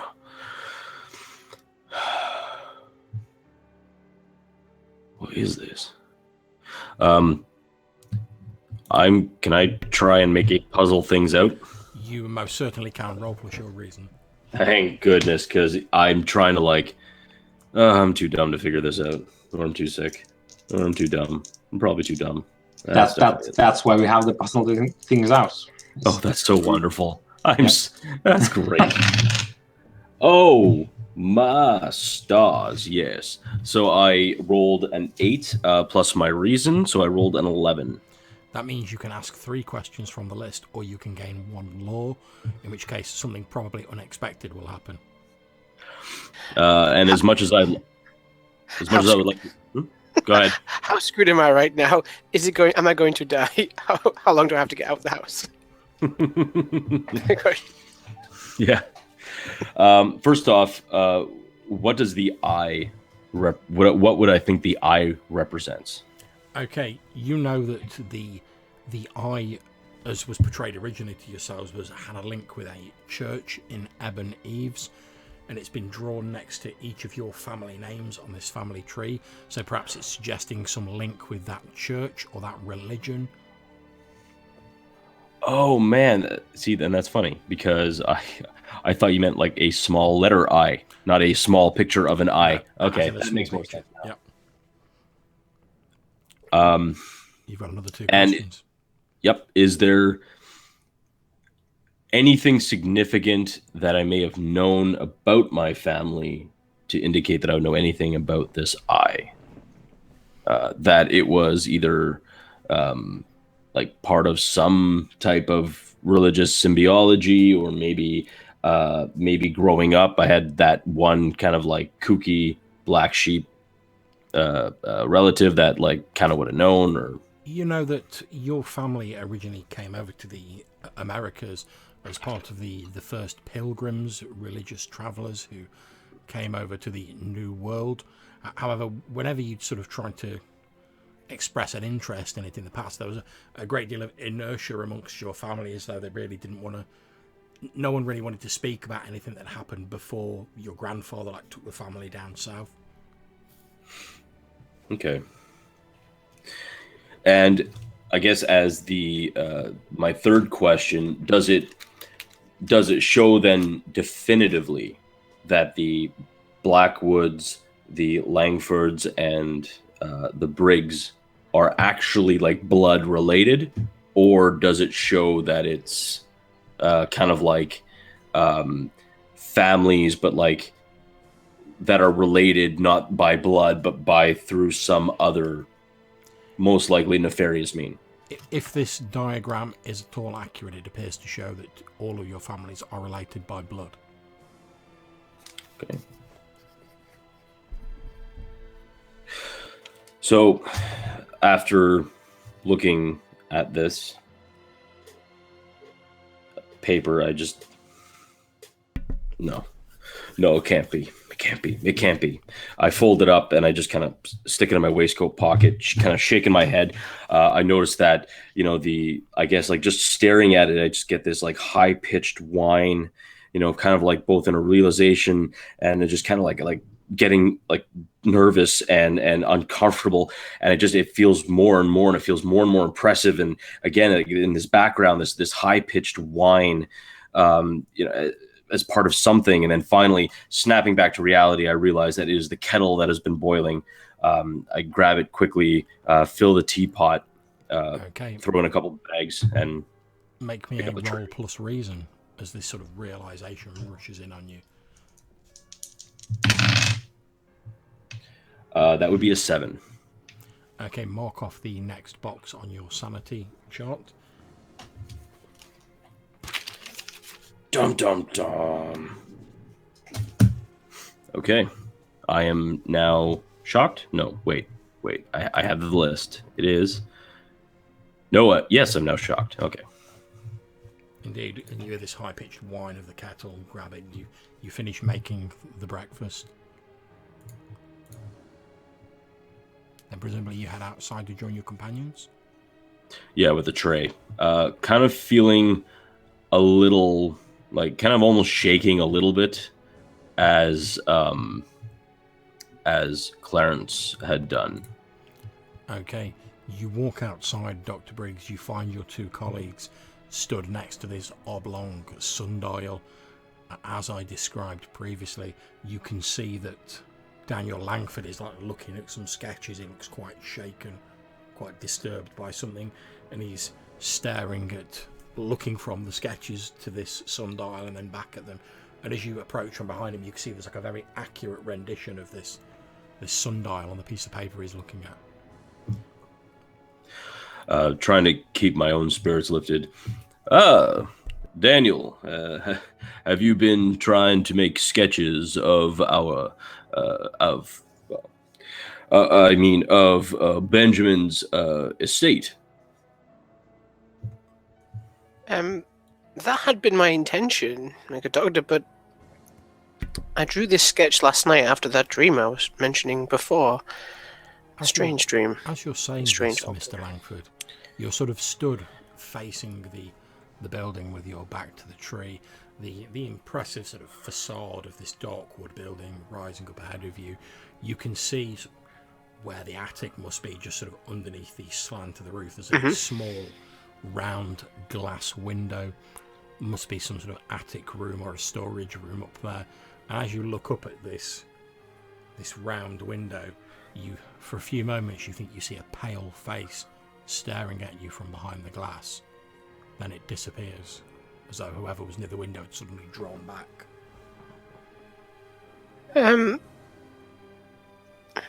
Mr. Blackmore, where is Clarence's room? Clarence's room is in the servants' quarters, as I set down the 3rd chair. And we're using the sundial as a table in this arrangement. You don't have beds in the attic, do you? I don't believe so, no. I haven't been to the attic. As you're saying this, Dr. Briggs is slapping some jam on some of the scones that he's made for your breakfast. And as he hands one over to you, Mr. Langford, a small ponderous blob of this bright red jam falls unceremoniously from the tilted scone and just like onto the sundial, leaving this like large bright red stain on its surface. Oh, my apologies. Terribly sorry, Daniel. Here, please, enjoy a scone. I think we should leave. I think we should perhaps maybe have this breakfast quickly and go into town maybe. Maybe have a pint in a pub or something. Gentlemen do. There is the sound of shattering glass from above you, interrupting Mr. Langford's statement. And as you all instinctively glance up, you see the small round window break and burst open, showering glittering shards of glass down on you all. Not large enough to cut you or do any damage. And you watch as Clarence hurls himself through this small window in the attic. As his body flies through the window, he seems to hang in the air for a few moments. Then he plummets down and with a loud thump lands dead centre on the sundial. There's a slight as the spike sticking up from it goes through his back. Bloody hell! Yep. I'm. I'll keter backwards out of the way as this gory scene unfolds. I shoot up and I yell, and I still have the scone in my hand, but I basically like in panic I've crushed it, and the jam is just like kind of oozing down my hand, and I'm not even. At first, I look at my hand, I'm thinking, "Oh my god, I'm bleeding! I've cut myself again," but it's nothing. It's just jam, staring at it just with this horrified, sick expression on my face. I sort of tumble backwards and hit the wall of the house, catching a few flecks of blood from Clarence's fall, and I look up and I see the body crumpling onto the spiked plinth, and then I see Mr. Blackmore, and I just noticed that he's conspicuously not covered in any blood at all. He looks perfectly clean. I'm gonna say that there's one drop of blood which Benjamin is currently licking from his lip. And that is what you see. Can I just ask, Mr. Langford, after you picked up the dagger, what did you do with it? I brought it with me, I imagine. I guess I was going to ask him about it. Indeed, you. And then the sundial sort of distracted me. Indeed, you sort of bring your hand up to wipe a few flecks of blood that have splattered on your face, and almost without realizing, as you bring your hand up, you find you're still holding on to this curved knife. I'll drop the dagger as well. It clatters to the floor with a strangely muted sound that appears to be swallowed up by the mist all around you. I think we might need to call a physician, or is it an undertaker in this situation? Possibly the police gentleman. A man's just commit himself. Dr. Briggs, you can see that as Clarence is lying there, sort of spread-eagled on this sundial, the spike protruding from his chest, you can see that his mouth sort of moving. Is that?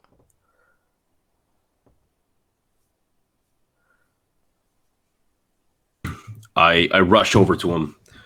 Oh my God, Clarence, is there any way we can help you, Clarence?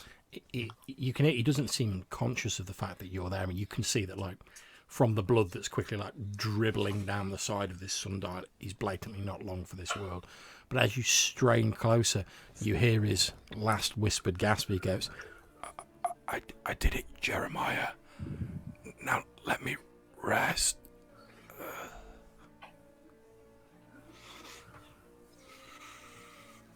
And his body goes limp, blood continuing to pour on this sundial. Where is this blood going? Is there any It appears to be just pooling and dribbling over the edges of the sundial. There's no a river carvings into the stone or anything. That sounds like a poke around for me, or perhaps a puzzle. I think puzzle things out would probably be more applicable.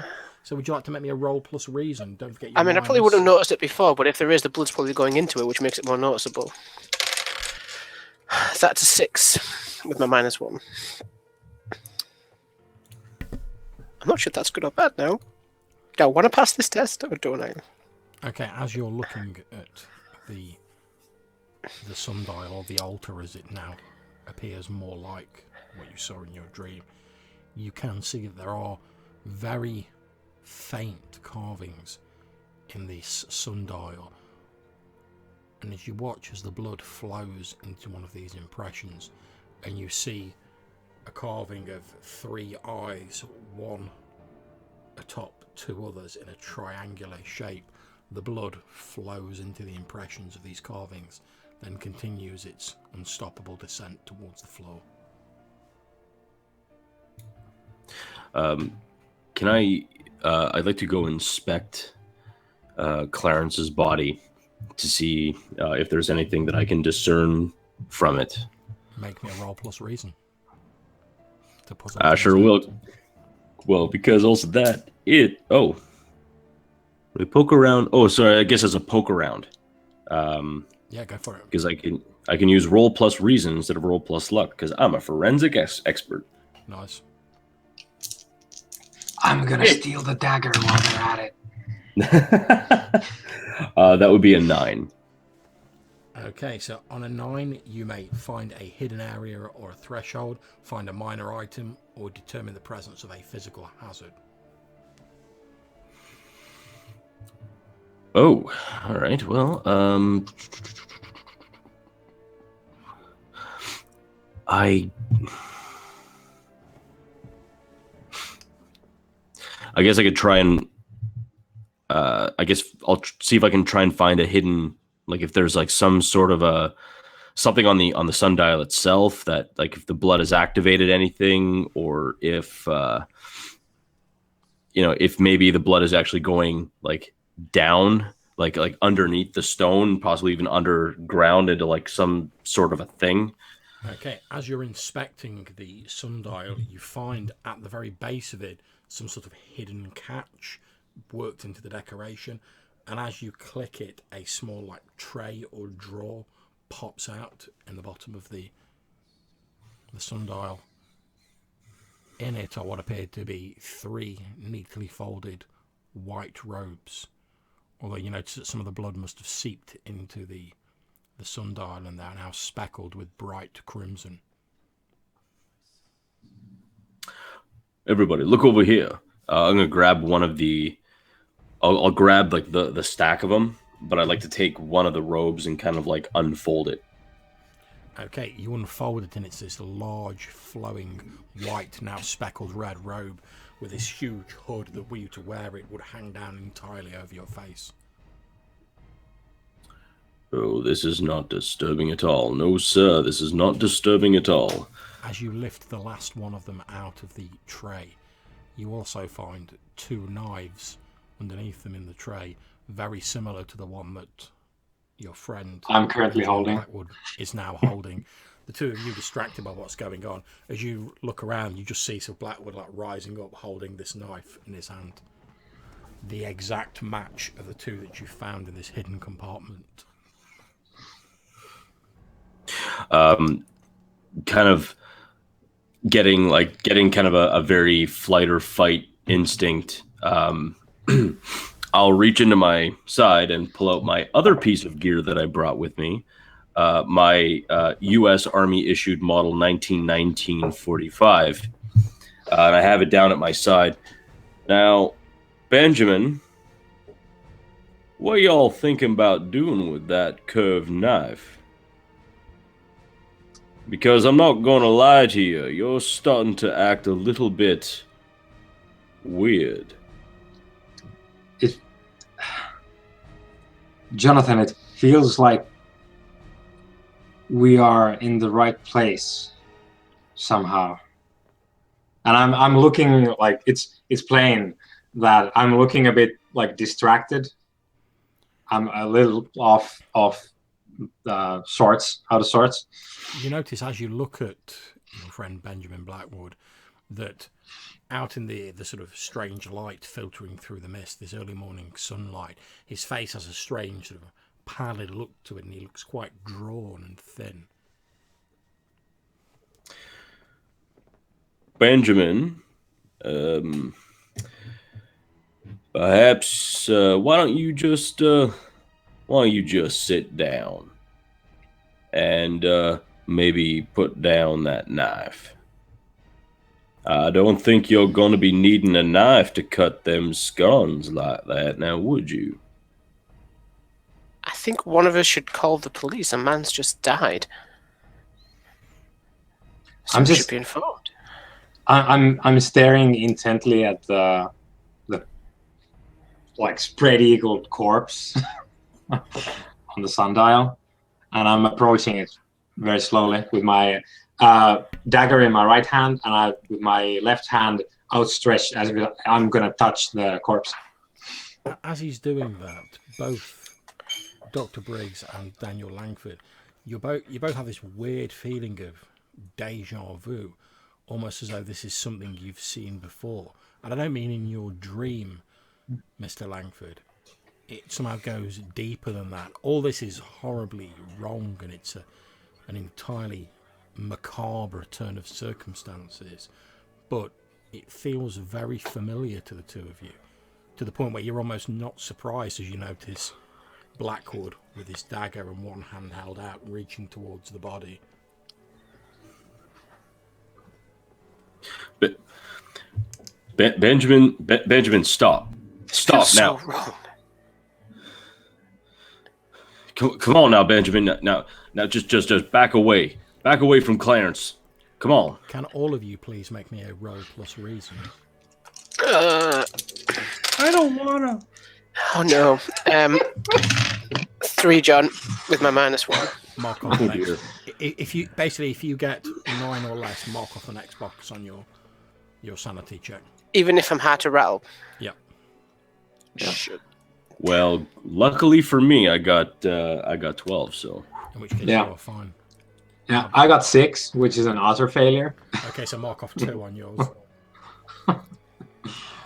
Okay. Come on, people! I can't be the only sane one left in this party. Don't do this to me, gentlemen. A man's just died. As you're saying this, you suddenly get this intense pain in your forehead, as if you've got a migraine starting up, Mr. Langford. That sounds like a bird noise. Indeed, and as he makes that noise, you hear echoed by the large parrot that he installed in the manor shortly after arriving with his from inside, and you put your hand to your head and you sort of almost nearly double over, but you catch yourself, Mr. Langford. Do I suddenly get double vision and I see them in robes for a split second? Your vision does start to blur, and your dream vision does start to superimpose itself over what's going on. Dr. Briggs, as you're sort of glancing from Blackwood to Langford, you see Langford sort of grimacing and holding his hand over his forehead, and you see blood dribbling from between his fingers. Daniel. Something's wrong here. We need to get out of here. You shut your eyes against the pain in your forehead as you're saying this, Daniel.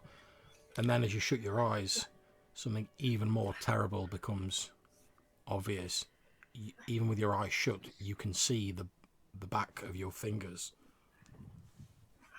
What? Make me a roll plus reason. This is going downhill fast. Oh god, that's a 4. Mark off the only one box because you're hard to rattle. Mark off the next box on your sanity check. What are you on now? Hysteric. Okay, so you can see this look of absolute terror on Langford's face, and as you, still with your eyes shut, as you pull your hand away from your head, the rest of you can see what appears to be an eye opened in his forehead. There is blood around it, almost like it was a wound that had reopened up. And you find to your mounting horror, Langford, that you can, even with your normal eyes shut, you can still see everything in this scene. Gentlemen, why do I have 3 eyes? He shrieks. I'm going to start backing up. I scream. I'm not going to scream on mic. Appreciate it. I'm going to, because I was reaching for the corpse, I'm going to brush my fingers in the blood that's welling up from the wound, and for a reason that Benjamin can't explain, and even as he's witnessing this horror happening to Langford, Benjamin spreads the blood onto his closed eyelids and keeps his eyes closed. As he does this, he's spreading this blood over his face and his eyes close. There's this sickening like noise, almost like the sound of the cross between someone stamping on mud and tearing fabric. And this small slit, dripping blood appears on his forehead. And then it opens to reveal a lidless eye set into Benjamin's forehead. I presume that's roll plus reason. Hell, I'm assuming it would be a roll plus reason for me. Yeah, feel free to make one. Yep. So my last 3 rolls, and this is quite thematic, have been 6, 6, 6. So. Okay, so mark another box on your sanity. I presume that's 2 because I utterly failed. Yeah, so I'm hysteric as well. Okay. Well, my reason is plus 3, so I rolled another 8. So I think it only goes down by 1, right? Yeah, that's fine. You are starting to feel like the first sort of nagging pains of a headache as well, but other than that, you feel fine. However, Blackwood, you are starting to feel hysterical, but for you, it takes a slightly different form. As you reach out and you daub this blood over your face, and suddenly clarity of vision rushes in on you, and despite your eyes being closed, you can see everything in this scene: the mist, your companions, the altar, the sacrifice lying in front of you. For a few moments, you're stood to the north of Blackwood Manor, standing on this hill. You see a man who looks very much like you, wearing the suit that you were wearing earlier. He's standing before an assembled group of, you think, about 70 or 80 people. They're all standing below him on the hill, chanting. As he stands there, you see him lift up a knife like the one that you are holding even now. And you see behind him 2 robed figures, their faces covered, each of them also holding a knife. He turns to the people and says, "When the 3 eyes of Sha'Naroth open over Blackwood Manor, I will return." And as he says this, all of the people in this crowd take out an assortment of knives, like kitchen knives, bits of glass, other sharp implements, and they all go and fall to the ground, their life's blood spilling out onto the mud. You watch as the figure that resembles you turns towards you. He appears to see you for a few moments, and he raises the knife as though in some kind of unholy salute. Then he turns to his 2 hooded companions, and each of them stab a knife into the other's heart. The 3 of them fall backwards, and as they land, the hoods of his 2 companions fall back, and you see people who bear a striking resemblance to your companions, Langford and Briggs. And then once more, you're stood by the sundial. Your Langford seems to be like losing his mind. He also has this eye on his forehead. You can see Briggs holding his head a little bit. He's still got his revolver. Right. So there's blood on my face, slowly dripping off my cheeks. And I stare at Briggs, my best friend in the whole world, with my 3 eyes, an obscenity walking. And I fix all of my 3 eyes into Briggs's currently 2. And I approach him. And John, would you say that, like, how much of an influence is affecting me at this point in time? Do I have all of my own faculties? I would say that if you're going to try and struggle again, it is quite a strong influence affecting you. Yeah. It, as this knowledge of your ancient ancestor and this persona smashes against your own like waves on the rocks of Ebon Eaves. If you want to try and resist it, it would be a passion roll. Yeah, I'm going to try and do that. As I tentatively take a step close to Briggs, we'll see. That's an 8. Okay, so what I'm going to say is you watch Dr. Briggs as your friend Benjamin Blackwood, his face sort of twisted in this cruel expression that seems quite unfitting for his features, as he appears to be getting more gaunt and paler by the second, takes a step towards you, this dagger still held in his hand. And then I'm going to say you manage to assert momentary control of yourself, Blackwood, but you know it's not going to last for very long. You can feel this force bearing down on you. Mm-hmm. So what happens is, because Benjamin is quite approachable, like he would be what we call a people person, and like his visage is twisted in this sort of hateful grimace, and for I would say just like 5 seconds as he takes that first step towards Briggs, the visage melts away and it's Benjamin again, and he's terrified and he's just frantically trying to screech out to Briggs that shoot me, there's no life in the void. And then it's back into okay, Dr. Briggs, so what you see that happen as was described. However, when Benjamin steps forward and he says, quick, shoot me, there's no life in the void, for a few moments, as Johanna said, it's Benjamin again. And as that happens, like the third eye on his forehead closes, and for a few moments, he's your old friend again. His expression returns to normal, but you can see his face is twitching almost as though he's having some sort of like nervous tick, or as though something below his skin is struggling to get out. And you see this eye slowly starting to open again on his forehead, and his expression slipping back into that cruel mask of malice.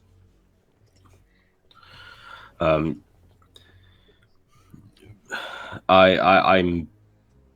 at this point very disturbed. I am losing like kind of rational thought. What a person who has all of their faculties would easily, be able to kind of rationalize this out.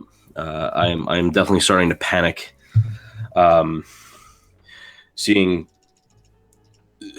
Benjamin just with this moment of lucidity,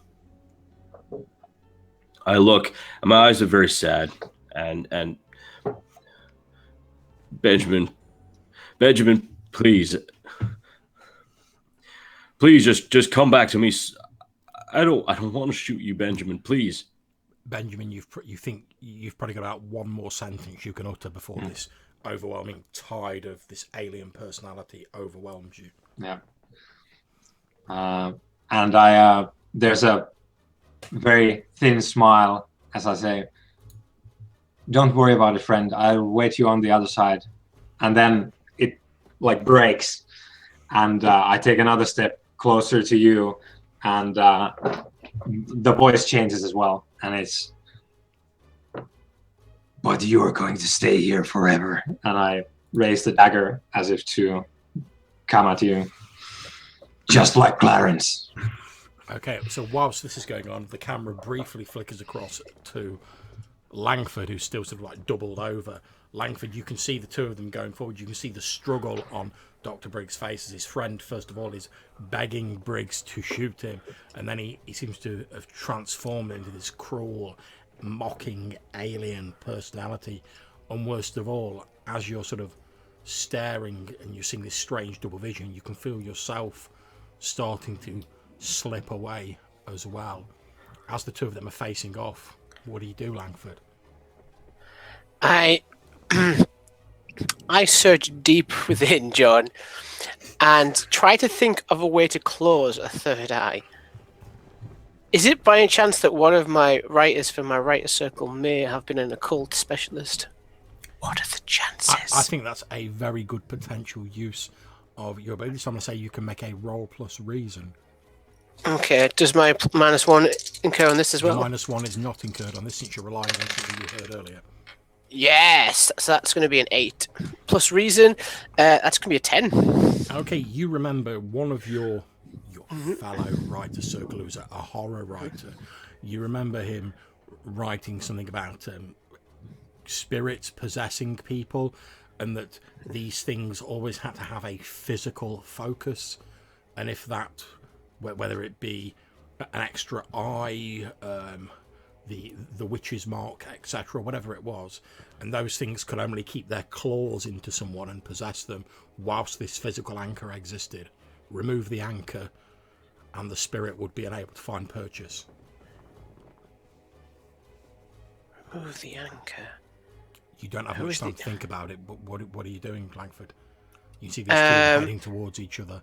The knife's being lifted up by Blackwood. His face is turning cruel and hollow.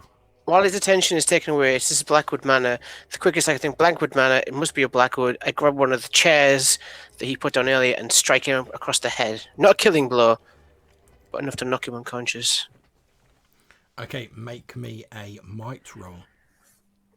Not gonna lie, might's not really my strong point. You're on -1, don't forget. -2, John. Oh, yeah. So that's a 6. Yeah, well, I was gonna interfere, but... Well, basically, using your sort of now superhuman strength, Blackwood, you see him sort of... He's obviously struggling against himself as Langford is also being overcome by this strange personality. He very clumsily swings his cherry, which you can easily stop, so please narrate how he swings at you and you effortlessly stop it. Surely it's pretty accurate, though. I've got 3 eyes, John. It is, but at least one of your eyes doesn't want to swing the chair. Right, so you take the chair in your best, I suppose, like barroom brawl swing, and I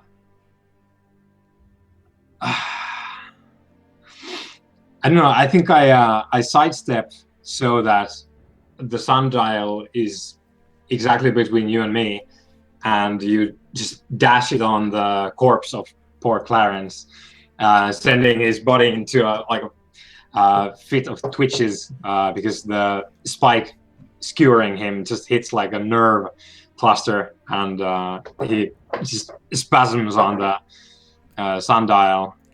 And that is precisely what happens. Can you please make me a roll plus reason, young Mr. Langford? As this body twitches and you unmute yourself. Sorry, it's a 6. Okay, mark off 2 boxes on your sanity check. Even with my heart to rattle. Indeed, you've just effectively smashed someone's body so hard it's twitched and sprayed blood all over you.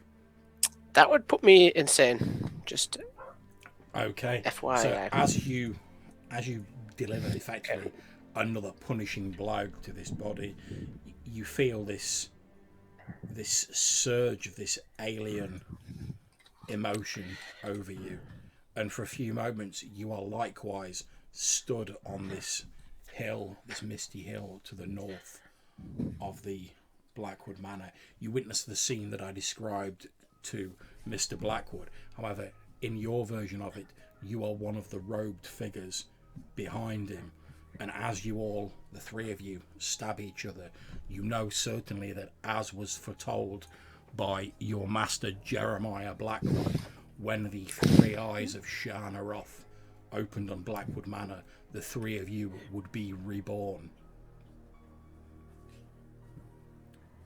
And then you are back by the altar, once more stood behind your master, the leader of your coven. This is impossible. And as the last part of what was once Daniel Langford fades away to be replaced by the alien intellect of his ancestors, you see Blackwood raising this knife, and he steps towards you, Dr. Briggs. Behind him you see your friend, recent acquaintance Langford, standing up. The 3rd eye is open in his forehead. His face is likewise twisted into a cruel mockery of his once kindly expression. You see him, he lifts up this sharpened, broken piece of wood that was once part of the chair, and he falls in behind Benjamin. What do you do, Briggs? I raise the gun up into a shooter's stance, and I start backing up. Y'all back away. Back away. I'll shoot you. I swear to God, I'll shoot you. The pain in your forehead is starting to get worse, Dr. Briggs.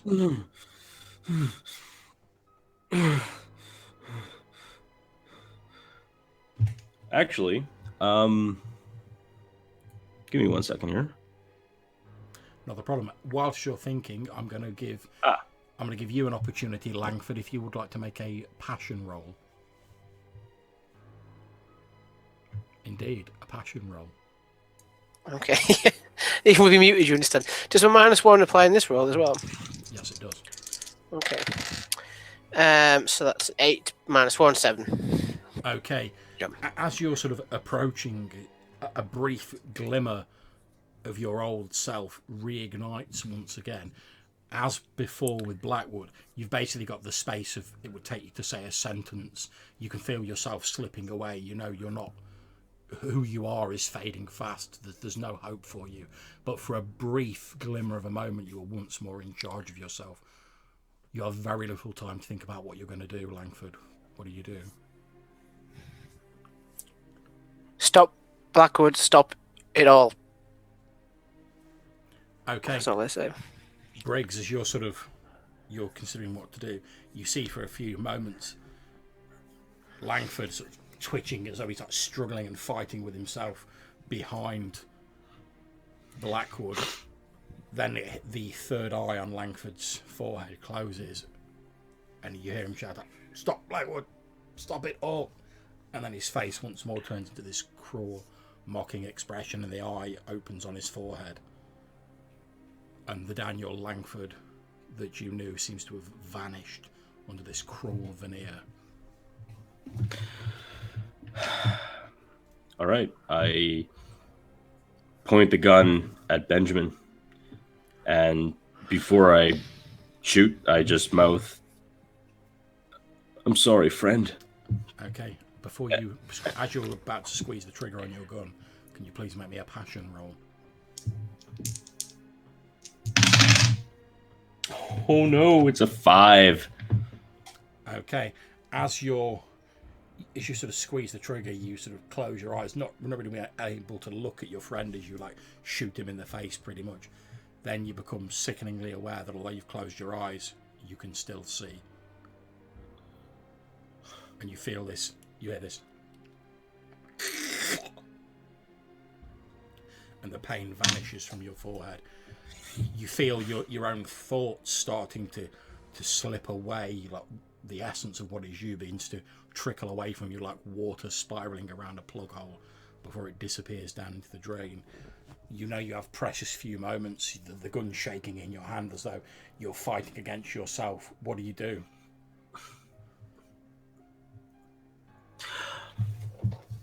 I turn the gun on myself. I'm about to shoot him and I realize I can't do it. And I plunge the gun basically into my own third eye or whatever the thing is open, and I squeeze the trigger. Okay. Blackwood and Langford, or what remains of you. You see him pointing the gun at you, his hand shaking as his third eye starts to open on his forehead. Then with a last desperate wrench as though he's struggling against himself, he jams the gun into his own forehead, squeezes the trigger. There's a loud that seems to deafeningly echo around this mist-covered clearing. Briggs' head snaps back, a spray of blood from this third eye. And from your point of view, Briggs, there is a brief flash and everything goes dark. We fade to black. The scene resumes 3 weeks later. A hospital in Ebon Eaves. The camera pans through a critical ward across beds of sick people, the sick and the dying. We finally come to rest on a single, haggard, bedraggled figure. That of Dr. Jonathan Briggs, lying in one of the beds. There is a large amount of bandaging all around his head, although it's been freshly changed. A spot of blood has seeped through the bandage around his head. Your vision slowly swims into focus. Briggs, you have no idea how long you've been here, but as you look around you, you recognise the signs of a hospital of some sort. You don't know where. And as you look down at yourself, feeling in quite a lot of pain, you can see there's like bandages wrapped around your arms. Although where they've fallen away in some places, you can see that you have livid burn marks on your arms.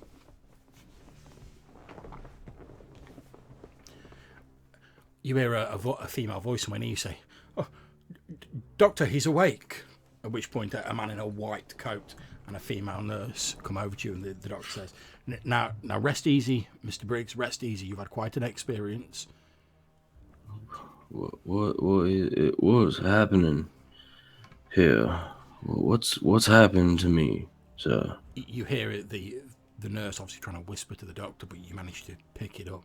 He says, should we tell him about the fire, Doctor? He's like, no, nurse, I'm not sure his nerves could take it. You've been in an accident, Mr. Briggs. What kind of an accident? Where am I? You're in the Ebon Eaves emergency ward, sir. Ebon Eaves. Why?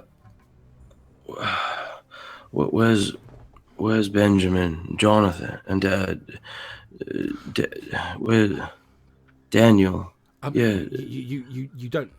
Nothing to worry about yourself about, sir. You just concentrate on getting better. We're going to take very good care of you. You see, he sort of like leans down and he's like looking at your arm, checking on like your catheter and various other bits and pieces, and looking at your charts.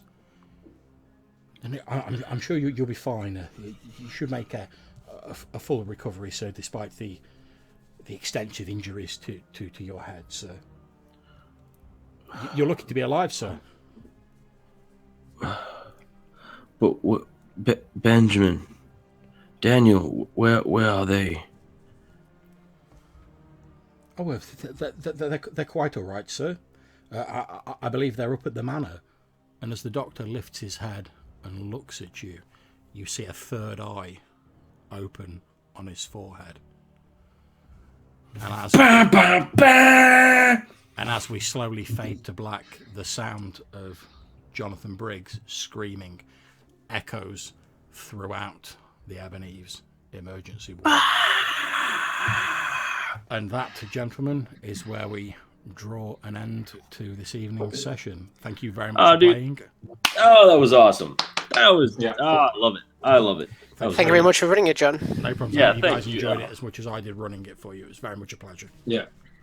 That was cool. Yeah, that was great fun.